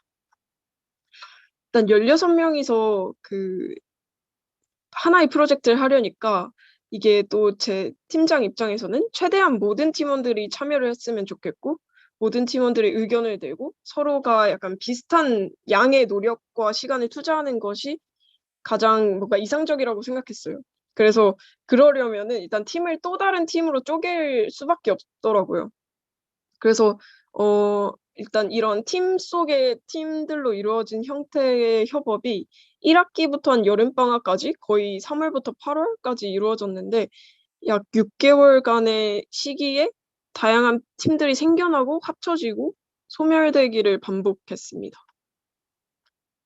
그중에 초반에 일단 그러니까 팀들도 생겨나고 소멸되고 이런 과정들이 일단 이런 우리가 해야 하는 일의 목적에 따라서 바뀐 건데, 일단 초반에는 당연히 다양한 의견을 내는 그런 이 너레이티브를 쓰는 과정에 따라서 그러니까 팀이 구성되었고, 그다음에 두 번째는 이런 형태, 디자인을 정할 때 그럴 때 뭐가 제일 좋은 형태의 팀인지에 따라서 나뉘어졌고, 마지막에는 진짜 실질적인 일을 분담하는 형태로 팀이 나누어졌습니다. 일단 초반에 그 나레이티브를 만들 때는 이때가 사실 이 팀워크에서 가장 즐거웠던 기억인데, 아무튼 파빌리언에 대한 다양한 아이디어가 필요하니까 첫 만남 때는 일단 다 같이 둘러앉아서 고전적인 방식으로 한 명씩 돌아가면서 의견을 내봤어요. 일단 그러니까 한 명씩 돌아가면서 이 파빌리언에 대한 이야기를 했는데, 제가 생각해보니까 이 파빌리언에 접근하는 방식이 크게 의미적인 접근, 프로그램에 기반한 접근, 그리고 구축 방식 혹은 재료에 대한 접근으로 이렇게 접근이 나뉘더라고요. 그래서 다음 만남 때부터는 막 의미팀, 프로그램팀, 구축팀 이렇게 나눠서 각자의 이 접근에 따라서 파빌리온을 생각해보고 그거를 나중에 합치자, 뭐 이런 이야기를 했어요. 그래서 잠시 저희의 2주차 잠깐만요. 저희의 회의 자료를 보면 좀 흥미로운데, 이게 두 번째 회의인데, 일단 구축팀에서는 뭔가 파이프를 쌓는 거에 대한 이야기를 했어요. 파이프를 움직이면서 막 공간을 만들어내고 뭐 이런 이야기들을 했었고, 프로그램 팀에서는 그리드를 약간 해체하면서 무질서를 만들어서 뭐 자연을 약간 그리드 안에 담자 뭐 이런 이야기들을 했었던 기억이 있어요. 그리고 의미팀에서는 약간 공생이라는 게 되게 이런 서로에 대한 무관심, 오히려 서로를 너무 많이 터치하지 않고 활발한 상호작용이 아니라 오히려 벽을 세우자, 뭔가 경계를 세우자라는 그런 의미를 냈던 네, 그런 아이디어들이 있었습니다. 잠깐만요. 그랬을 때 그 다음 주 회의 자료를 보면은 이거를 합쳤어요. 그래서 합쳤더니 어떻게 해석이 됐냐면, 인간의 영역과 약간 자연의 영역을 존중한다는 그런 의미 안에서, 그러니까 서로의 영역을 존중하자라고 하면서 그리드로 대표되는 인간의 영역을 파빌리온 유저가 직접 움직이면서, 아까 구축팀에서 말한 것처럼 움직이면서 무질서하게 해체하면서 자연의 영역을 만들어주자. 뭐 그렇게 결론이 났는데, 이게 정말 아까 구축팀, 의미팀, 프로그램팀의 그 의견들이 다 합쳐진 그런 결론이 났거든요. 그래서 그런 경험이 되게 의미 있었어요. 네, 그다음부터는 좀 빨리 진행을 해볼게요. 아무튼 그래서 초반에는 이렇게 팀이 구성됐었고, 나중엔 재료팀도 나오고, 그래서 아까 그렇게 결론이 났던 의견이 결국 재료만 파라핀이라는 게 추가되고 거의 끝까지 그 의견이 다 갈 수 있었고, 모두가 약간 합의할 수 있는 그런 아이디어였던 것 같아요. 네. 각자의 의견이 다 들어간 그런 아이디어여서. 그래서 좀 의미가 있지 않았나? 그래서 모두가 만족하지 않았나라는 생각이 들었고, 나중에는 형태 디자인을 할 때는 이렇게 예산팀의 팀장, 물성팀의 팀장, 몰드팀의 팀장, 이 팀장들이 모여서 디자인팀을 만들었고, 각 팀의 팀장이 디자인을 계속 해가는 방식으로 디자인이 결정됐거든요. 근데 또 각 팀의 팀장이 디자인을 결정하다 보니까 예산팀 팀장은 막, 이거는 예산이 너무 많이 든다, 안 된다, 뭐 이런 이야기들을 할 수 있었고, 물성팀은, 파라핀은 이 디자인이 버티지 못한다, 뭐 이런 이야기를 낼 수 있었고, 뭐, 아무튼 그런 장점들이 있었습니다. 그래서, 디자인팀에서 디자인을 갖고 가서 전체 회의에서 또 계속 남들한테 설득하고 하면서 디자인이 정해졌던 것 같아요. 그래서 이렇게 나중에는 모든 게 결정되고 이제 예산팀은 예산을 구하러 다니고 뭐 이미지팀은 그 프로젝트 설명하는 이미지 만들고 시공팀은 진짜 실질적으로 이제 조금씩 유닛 만들어보는 그런 단계로 일이 진행됐어요. 그래서 되게 이 팀이 막 생겼다가 없어졌다가 하면서 되게 경계가 좀 없는 그런 팀워크가 있었어요. 실제로 여기 화살표가 팀원의 이동을 보여주는 그런 화살표인데, 보면은 막 팀들이 생겨나면서 인원들도 막 이동하고 뭐 그러면서 좀 되게 경계가 아무튼 희미한 그런 팀워크였는데, 아무튼 그런 것들이 있었어요. 이거는 되게 많은 팀들이 있으니까 이거를 저는 제 입장에서는 관리를 하는 것도 되게 좀 재밌는 일이었어요. 그리고 전체 회의를 통해서 의견을 나누는 게 되게 중요한 일이었고, 그래서 이런 회의 자료와 어떤 회의록들을 좀 철저하게 만들어서 관리를 했던 것 같아요. 보면은 뭐 이런 식으로 매주 이렇게 각 팀에서 해야 할 일들을 공지하기도 했고, 또 각 팀에서 누구는 무엇을 해야 하는지 이런 것까지 좀 세세하게 관리를 했던 것 같아요. 여기에 뭐 이런 식으로 그랬던 게 있고, 이렇게 팀별로 아무튼 회의를 하는 내용이고, 이미지 팀은 좀 이렇게 서로 카톡방에서 뭐 수정해야 될 거 말해달라 뭐 이런 식으로 많은 일들이 있었던 것 같고, 또 아까 말씀드렸듯이 되게 팀 간의 경계가 좀 없었어요. 이게 막 여기 보면은 시공팀 팀원이 예산팀 일에 같이 와서 뭔가 일을 하기도 했고, 예산팀 팀원이랑 막 이미지팀 팀원이 시공팀 일을 하기도 했고, 그러니까 뭔가 서로 친해서 그런 것 같기도 했는데, 뭔가 그냥 서로 인력이 빌 때, 그러니까 자기가 할 일이 없을 때 남의 일을 좀 유연하게 할 수 있는 그런 조직이었던 것 같아요. 전체 회의를 하는 게 좀 뜻깊었던 것 같고, 약간 오프라인이랑 온라인을 같이 결합해서도 많이 했었어요. 이게 막 몇 명 이상 모이면 안 된다든지 아니면 최소한의 인원을 모여야 된다든지 뭐 이런 것들이 있어서 이런 것들을 했었던 것 같아요. 그리고 두 번째로는 이제 초반에는 그러니까 아이디어를 내고 뭔가 실질적으로 예산팀에서 돈을 구하고 뭔가 이미지를 만들고 이럴 때는 팀워크가 되게 중요했었는데, 이제 나중에 시공을 하려고 보니까 이 공장체제라는 협업의 형태가 나오게 되었어요.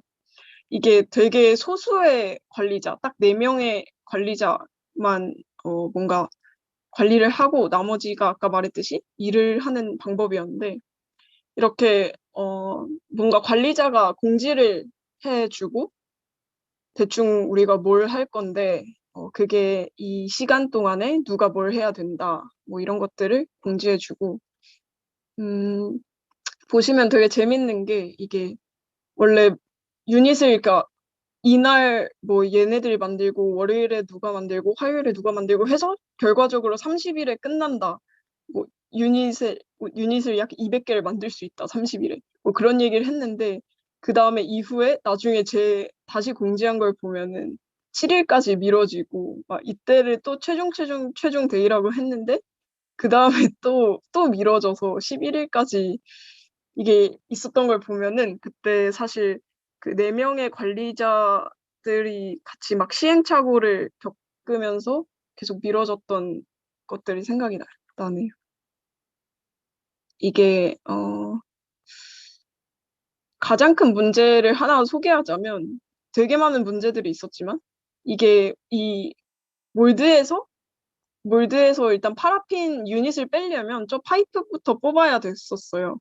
근데 저 파이프가 그러니까 파라핀이 유닛이 너무 꽉 파이프를 잡고 있는 바람에 파이프가 아예 안 뽑히는 문제가 제일 컸어요. 그래서 이 아까 공장 체제에서 매 시간마다 나오는 사람들이 뭐 이것저것 다양한 거를 해봤어요. 막 뭐 이렇게 파이프에 구멍을 내서 돌리는 방법으로 빼보기도 하고 뭐 기름칠도 해보고 트레이싱지도 감아보는 그런 다양한 방법을 해봤고 그렇게 그러니까 오히려 공장 체제다 보니까 다양한 사람들이 나와서 똑같은 일을 하니까 각자의 방법으로 다 뭔가 문제를 해결하려고 했던 거예요. 그거를 또 이제 공유를 했죠. 막 뭐 진짜 뭐 어떻게 희건으로 열을 줘서 빼볼 수 있는지 아니면 뭔가 파이프 트레이싱지를 써는지 비닐을 써는지 뭐 이런 것들을 각자의 경험을 이렇게 공유를 해서 그래서 최종적으로 매뉴얼을 제일 좋은 방법을 약간 집단지성으로 그렇게 해결할 수 있었던 그런 경험이었고 그렇게 아무튼 시행착오들을 통하면서 이렇게 애들이 그러니까 공장 체제가 돌아갈 수 있었던 것 같아요. 이거는 보면은 저희가 각자 한 것들에 대한 경험을 각자 시간에 나와서 한 것들을 스프레드시트에 이제 적으면서 간단한 필수적인 정보를 공유했던 건데 뭐 저희 가장 중요했던 게 이 파라핀을 몇 시에 부었고 몇 시에 빼냈는지가 제일 중요했거든요. 이게 간단히 말씀드리자면 네, 그게 제일 중요했어 가지고 그거를 이렇게 구글 스프레드시트를 통해서 관리를 했던 것 같고 이제 아무튼 그렇게 해가지고 유닛 총 약 120개 정도를 만들어서 파빌리온을 세웠고 그러고 보니까 이제 이런 공장 체제에 좀 익숙해진 거예요. 그래가지고 이제 이거를 좀 매우 마음껏 사용하게 됐어요. 이 체제를.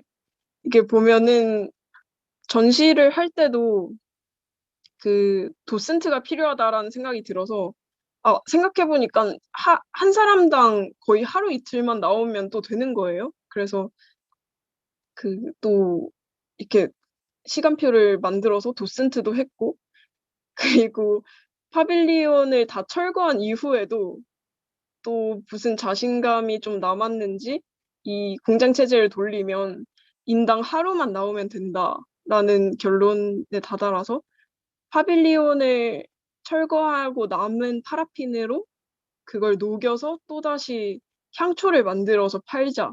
막 이런 의견에 따라서 또 향초 공장을 돌리기 시작했어요. 아무튼 그래서 그랬고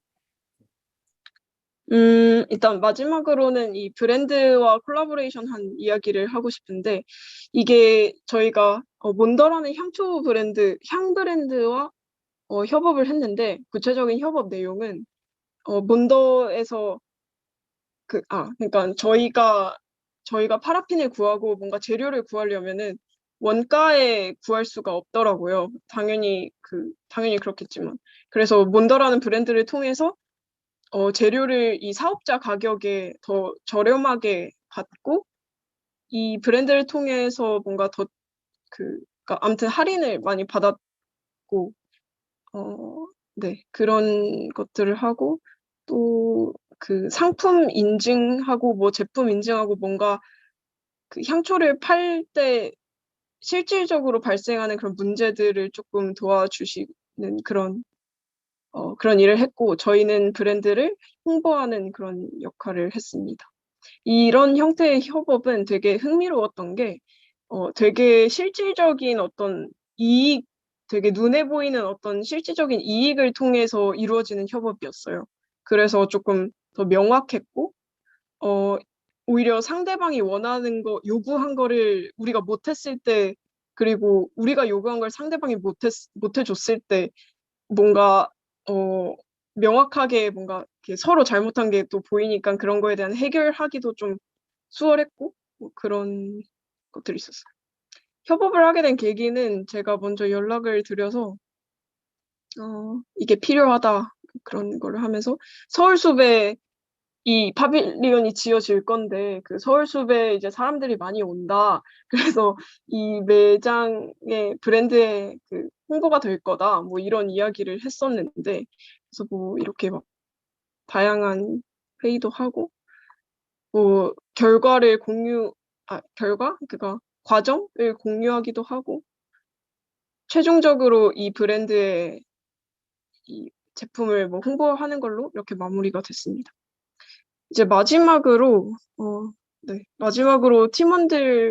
뭔가 이렇게 팀원들의 이야기 및 저의 소감으로 마무리를 하고 싶은데, 저는 일단 가장 기억에 남는 것들은, 그 공장 체제, 그러니까, 직접 실질적으로 유닛을 만들 때, 그때가 가장 기억에 남는 것 같아요. 아까 전에 먼저 한 발표에서도 뭔가 실제로 모델을 만들고 이럴 때가 가장 기억에 남는다고 했었던 것 같은데, 저도 계획만 하다가 이제 실제로 유닛을 만들고 파라핀을 진짜 6kg짜리 유닛을 만들고 그걸 120개를 뽑아내고 이러려고 하다 보니까 정말 예상치 못한 부분에서 그 문제가 많았던 것 같아요. 막 파이프가 아까 안 빠진다든지 뭐 그걸 누가 예상했겠어요. 그리고 뭐 몰드를 만드는데 실리콘이 약간 너무 늦게 굳어서 뭐 며칠이 미뤄진다든지 아니면 뭐 몰드를 계속 사용하다 보니까 몰드가 막 그 취약한 부분이 찢어져서 몰드가 아예 없어져서 이게 그러니까 생산량이 갑자기 막 80%, 60%로 준다든지 뭐 이런 문제들이 많았던 것 같아요. 근데 그것들을 그러니까 매일매일 다른 친구들이 나와서 각자가 한 경험을 카톡방에 올리고 뭐 이러면서 그러니까 집단지성을 통해서 데이터를 모아서 해결하는 그런 부분들이 매우 신기하고 즐거웠던 것 같아요. 그리고 그게 16명이었기 때문에 또 가능한 게 아니었나라는 생각이 들고.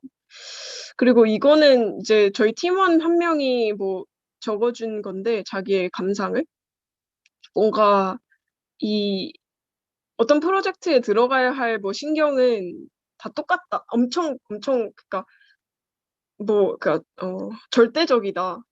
어떤 프로젝트에 들어가야 할 노력은 절대적인데 그걸 어떻게 나누느냐가 뭐 중요하다. 뭐 이러는 이야기인데 저희는 이렇게 좀 뭐라고 해야 되지? 뭔가 오히려 경계가 좀 불명확하고 누구는 뭐 많이 되게 애정이 많고 누구는 애정이 없고 뭐 이런 것들이 뭐 불명확하고 뭐 그러다 보니까 어, 어, 그 문제라고 생각했는데 그거를 근데 오히려 그게 장점으로 작용했다. 왜냐면 되게 좋아하는 사람들이 더 열심히 할 수 있었고 뭐 그렇기 때문에 네, 그런 이야기를 했었던 것 같아요.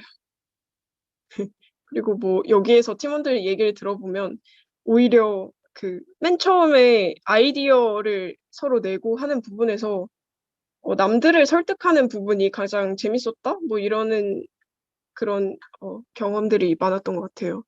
막 보통 우리가 설계 스튜디오를 들으면 우리가 디자인을 갖고 가면 교수님 한 명만 설득하면 이제 다음 주로 넘어갈 수가 있는데 이거는 이제 나 빼고 나머지 15명을 설득해야 하는 그러니까 디자인 하나로 나머지 15명을 설득하는 그런 과정이었다 보니까 뭔가 그게 정말 힘들고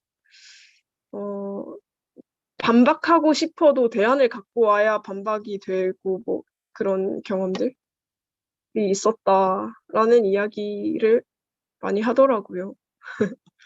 그래서 발표는 여기까지고 제가 너무 또 오래 했나요? 아닙니다. 네.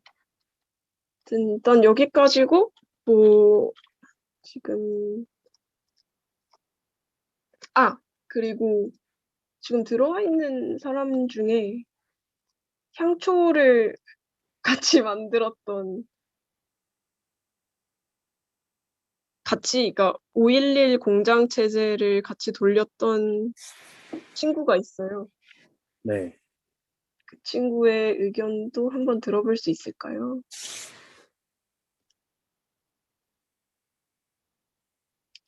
박근호라는 친구인데 그 친구도 뭔가 깨달은 좀 생각을 공유하고 싶은 게 있다고 해서. 네. 저 오디오로만 얘기해도 되나요? 네네네. 감사합니다. 간단하게 자기소개 해주시고 네. 설명하시면 좋을 것 그- 같아요. 우하우스에서 그 후속 처리인 그 향초 만들기, 전시물을 향초로 만들었던 거를 도와줬던 그 건축학부 17학번 박근우라고 합니다. 네. 네.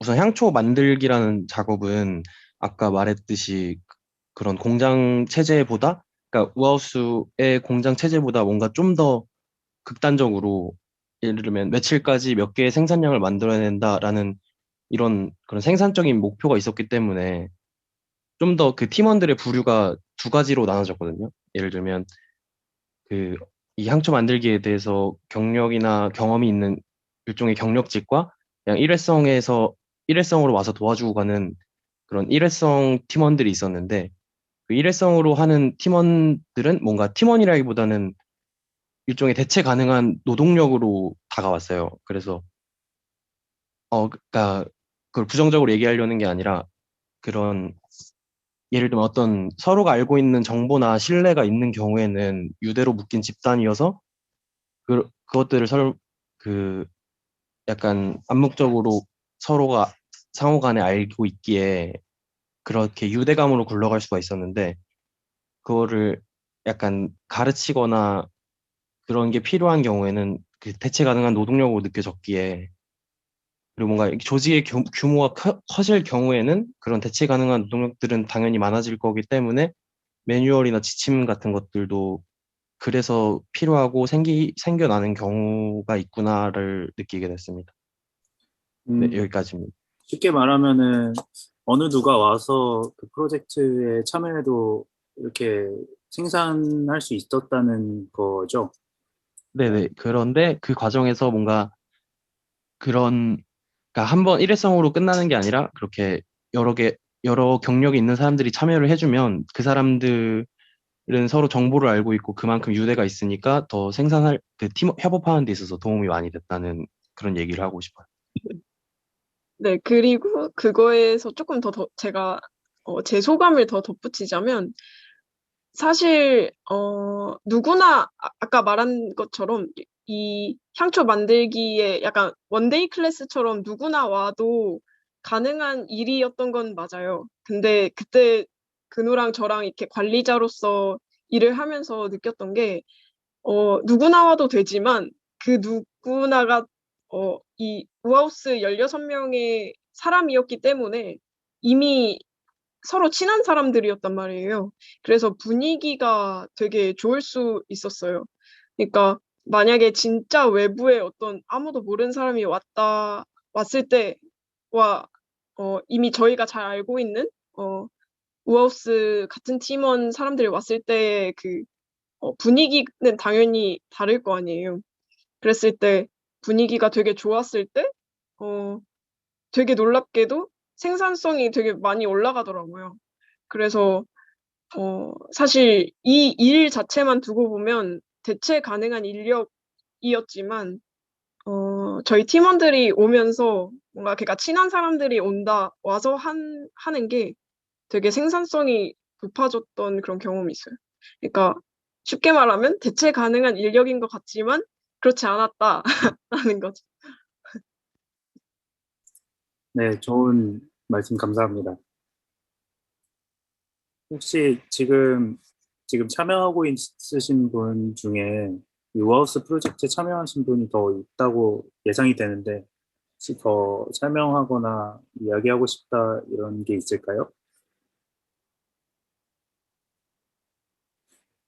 일단 저 되게 재밌는 발표 너무 잘 들었고요. 저도 개인적으로 이 프로젝트를 흥미롭게 보고 있어서 그 프로젝트에 대한 설명을 한번 듣고 싶었는데 전체적으로 설명을 해주셔서 너무 좋았고 그리고 그 실현되는 과정에서 있었던 여러 가지 포인트들이 있었던 것 같아요.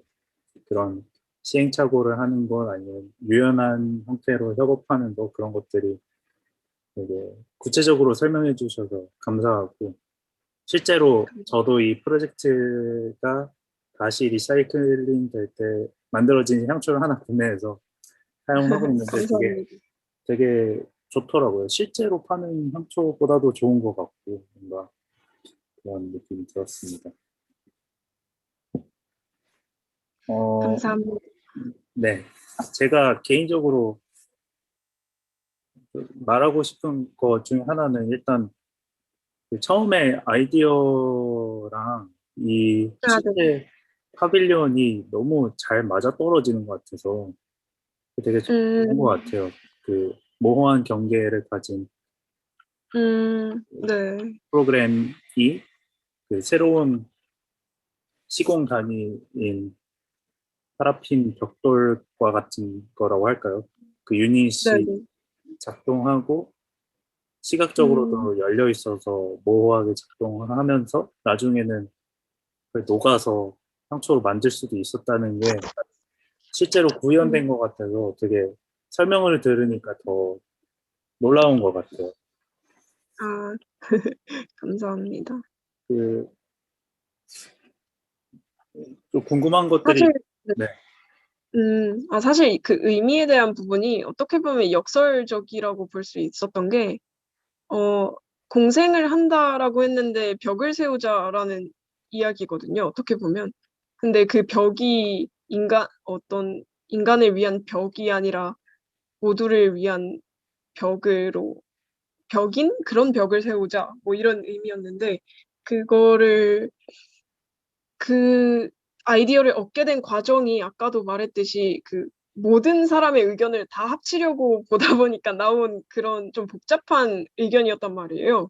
네, 그래서 지금 생각해 봤을 때는 좀 결과적으로 어떤 몇몇 심사위원들이 잘 못 알아듣기도 했었고 실제로 그래서 좀 너무 어렵지 않았나 뭐 이런 생각도 들고 그러니까 어 쉽게 말해서 좋게 말하면 되게 모든 사람의 생각이 다 들어간 그런 의미였고 그래서 되게 고차원적인 의미라고 볼 음, 수도 있었고 음 어 부정적으로 말하면 너무 복잡해서 막 못 알아듣는 사람도 있었던 그런 음, 거였던 것 같아요. 음. 근데 막 이렇게 토너먼트처럼 약간 의견과 의견을 오히려 대립시켜 가지고 약간 뭔가 하나를 고르고 뭐 이러는 과정이 물론 없었던 건 아니지만 그런 거 중심으로 돌아갔다면 그러니까 뭔가 오히려 좀 팀원들 간의 어떤 음, 불화가 일어날 수도 있었지 않나라는 생각이 들어서 결과적으로는 만족합니다. 네, 네, 감사합니다. 제가 되게 놀라운 부분 중에 하나는 그 어느 순간 다양한 아이디어를 합쳤다고 했잖아요. 통합하는 아, 순간이 있었는데 그 과정이 실제로 어떻게 진행되는지 좀 궁금해요. 예를 들면 아, 매주 있었던 전체 회의를 통해서 얘기가 된 건지 아니면 아, 회의를 네. 해서 나온 얘기를 한번 다시 정리해봐라 라고 해서 뭐 한 주 후에 음, 그거를 통합해서 가져온 건지 그리고 음, 그때 막 누군가는 이거를 디렉팅을 해야 되는데 아, 그쵸, 그쵸. 아, 그 회의를 진행하는 사람이 어떻게 그걸 조합했는지 그런 것들이 좀 음, 궁금합니다. 그때 사실,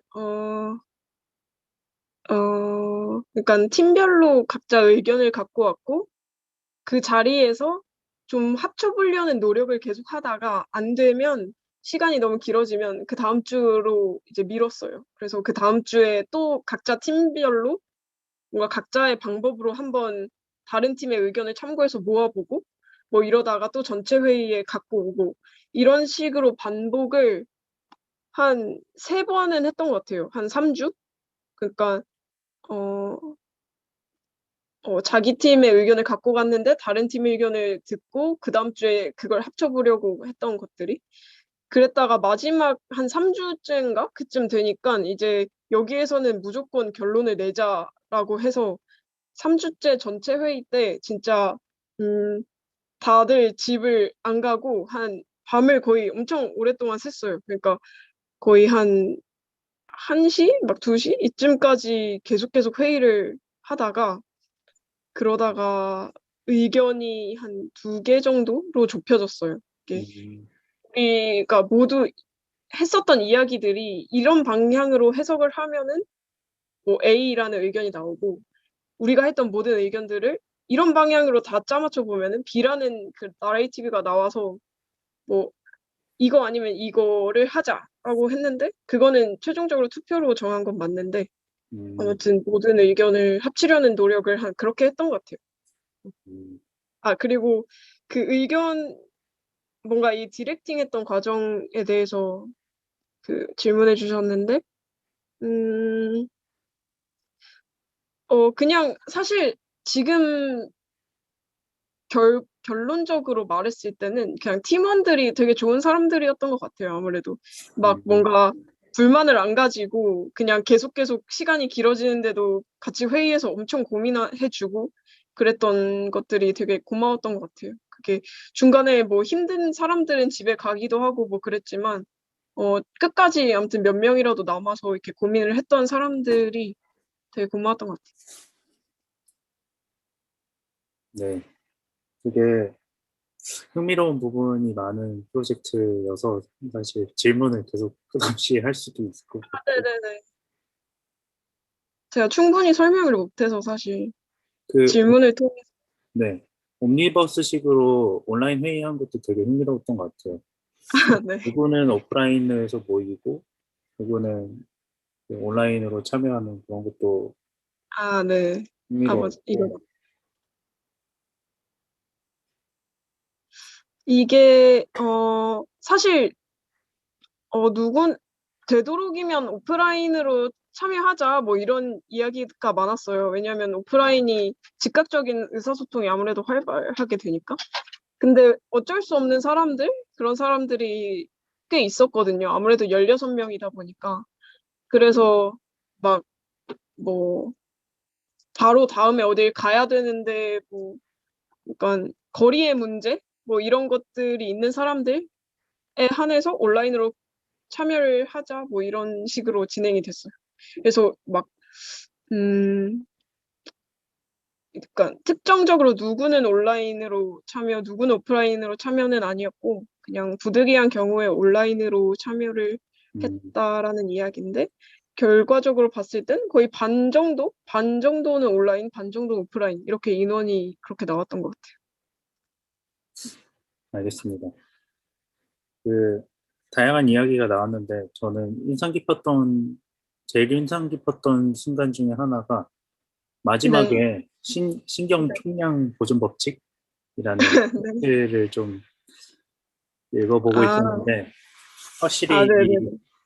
어떻게 보면 제가 이 발제하고 있는 이 프로젝트 속의 협업, 커뮤니케이션 이런 주제랑 되게 많이 와닿는 내용이 많이 있는 것 같아요. 예를 들면 네네.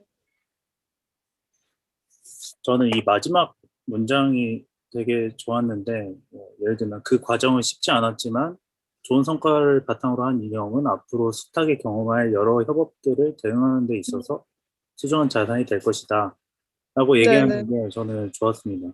특히 음, 이런 끊임없는 회의 그리고 업무 분담 그리고 그거를 받아들이고 숙지하고 나누고 공유하고 이런 게 되게 많았잖아요. 지금 설명해 주신 것만 봐도. 네네. 그러는 과정 자체가 되게 실무에 대한 경험이고 그 네. 실무에 그 일부분 참여해서 그 운영되는 것을 경험하는 게 경영과 관련한 그러니까 전체 프로젝트의 경영과 관련한 측면이어서 그것들을 실제로 경험한 사람들이 되게 크게 가치를 얻어갈 수 있는 것이라고 생각합니다.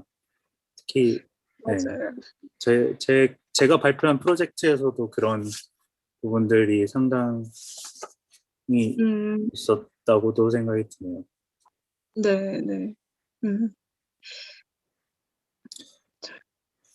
하여튼 좋은 발표 감사드립니다. 음, 혹시 더 다른 질문이 없으면은 이쯤에서 홍다의 발표자분의 발표를 마치도록 할게요. 네. 네, 그래서 저희 두 개의 발표를 들었고요. 시간이 많이 지났는데 원래 계획은 그 두 개의 프로젝트를 좀 비교하는 것까지 해보는 것이었어요. 실제로 그냥 간략하게 제가 얘기를 해드리면 저는 뭔가 서로 다른 전문 영역, 그러니까 건축 기획이랑 의미를 논하는 거, 그리고 구조 엔지니어가 되게 분담하고 협업하는 그런 프로젝트였다면, 무어스 파빌리온 프로젝트는 상당히 더 많은 사람들이 관여하면서 유연하게 그 팀의 조직이 되고, 누구는, 어느 순간에는 누구는 관리자가 되고, 누구는 그 참여자가 되는 그런 순간까지도 있었던 좀 더 복합적인 프로젝트였다고 생각이 들어요. 음, 혹시 이거 관련해서 뭐 서로의 프로젝트랑 비교해서 얘기할 만한 게 있을지 뭐 홍다의 발표자분이 잠깐 얘기해 주셔도 좋고. 음, 아, 네. 네, 말씀하신 것처럼, 어, 이 어린이 의자 리모델링 프로젝트는 되게 명확한, 각자의 할 일들이 있었고, 그러니까, 그쵸. 명확한 각자의 할 일이라기보다 명확히 처음부터 애초에 나뉜 각자의 역할이 있었는데, 저희는 되게 그게 왔다 갔다 했었는데, 어, 확실히 그런 차이가 흥미로운 것 같고, 네. 음, 네. 그리고, 음, 네. 그래서 이 소수만이 할 수 있는 일, 그리고 16명 다수만이 할 수 있는 일, 그런 거에 대한 차이도 되게 흥미로웠어요. 사실 음, 그, 이 팀원을 바꿔서 이 각자의 프로젝트를 한다고 했을 때 진짜 불가능한 일이니까 음, 그런 게 재밌었던 것 네, 같아요. 맞아요. 저도 발표하면서 처음 알게 된 사실 중에 하나가 그 유닛이 하나에 6kg였다는 걸 몰랐거든요. 아, 엄청나게 무겁고 그 자체가 그 구조부재, 압축력을 전달해주는 네, 구조부재였다는 게 몰랐고, 그렇기 때문에 더욱 많은 사람의 힘이, 물리적인 힘이 필요했고, 네. 맞아요. 그것도 맞아요. 되게 큰 스케일로 지어졌다는 것도 되게 놀라운 것 같아요. 저희는 다룰 수 있는 것을 가구로 한정했지만, 파빌리온 음, 프로젝트이기 때문에 더 많은 사람들의 힘을 모아서 실현될 수 있었던 것 같기도 하네요. 그렇네요. 그리고 음, 되게 친해졌을 것 같다는 느낌도 들고. 네, 진짜 많이 친해졌고, 그러니까 아무래도 저희가 차이점 말고 공통점을 생각해 봤을 때 네. 이게 다들 서로 엄청 친하고 서로를 좀 믿는 것 같아요. 이게 확실히. 그러니까 아까 두 분 그 수익태교 의사작전 여기 팀원들도 서로의 이렇게 약간 의지? 좀 뭔가 믿고 뭔가 잘 맡길 수 있는 그런 것들이 있었던 것 같고 네. 저희도 사실 그 진짜 좀 놀랍게도 갈등이 거의 한 번도 없었던 것 같거든요. 저는 뭔가 제 혼자만의 생각인지 모르겠지만 그래서 그러니까 서로에게 일을 시켜도 잘 해줄 거라는 걸 믿고 그다음에 잘 내주고 그리고 그러니까 제가 팀장이었음에도 불구하고 저만큼 남들도 다 그러니까 소수의 몇 명은 저만큼 고민을 하고 시간을 투자했단 말이에요. 그래서 그러니까 그만큼 서로에 대한 약간 신뢰가 있었기 때문에 한 것 같아요. 네, 저도 공감이 많이 되는 부분인 것 같네요. 네, 감사합니다. 저희 이렇게 두 프로젝트를 비교하는 것 정도까지 해봤는데, 일단 이런 프로젝트 발표해 주셔서 감사드리고, 흥미로운 감사합니다. 그 프로젝트였고, 제가 생각한 주제와 잘 맞아떨어지고 얘기할 거리가 많았던 것 같아서 더 네. 이게 잘 공유되었던 것 같아요. 그리고 그 경험적인 과정 자체가 공유됨으로써 느꼈던 여러 가지 문제 해결의 순간들 아니면 방식들 이런 것들을 지금 참여하신 다른 분들께서도 조금씩 이게 공유되셨을 거라고 생각을 하고, 네, 그런 면에서 좋은 시간이었던 것 같습니다. 네, 그 자리 마련해 주셔서 감사합니다. 네, 아닙니다. 참석해 주셔서 감사하고. 마무리하자면, 저희 이번 발표는 지금 줌의 기능을 활용해서 녹화가 되고 있었어요. 처음에 발표된 순간부터 녹화되어 있었기 때문에, 후에 뭐 유튜브나 아니면 어떤 영상 플랫폼을 통해서 간단히 편집해서 업로드 될 예정이고요.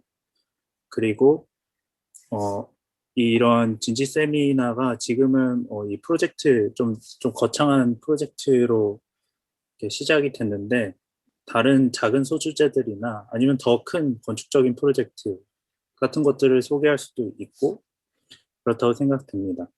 또한 이게 단이라고 닫힌 듯한 표현을 하고 있지만 누구나 와서 이렇게 들을 수 있게 네. 생각을 하고 있으니까 앞으로도 좀 많은 관심 부탁드립니다. 일단 오늘 다시 한번 발표해 주신 홍다의 발표자분께 네. 감사드리고 저는 진행자로서 정말 뜻깊은 순간이었던 것 같습니다. 네, 감사합니다. 오늘 발표회 여기까지 하겠습니다. 네, 감사합니다. 수고 많으셨습니다. 축하드립니다. 되게 늦은 시간까지 얘기해 주신 게 좋네요. 네. 맞습니다. 이 끝나고 네, 얘기 한 번 더 연락을 드릴게요. 관련해서 네. 아마 네네네. 이번 주나 뭐 다음 주 중에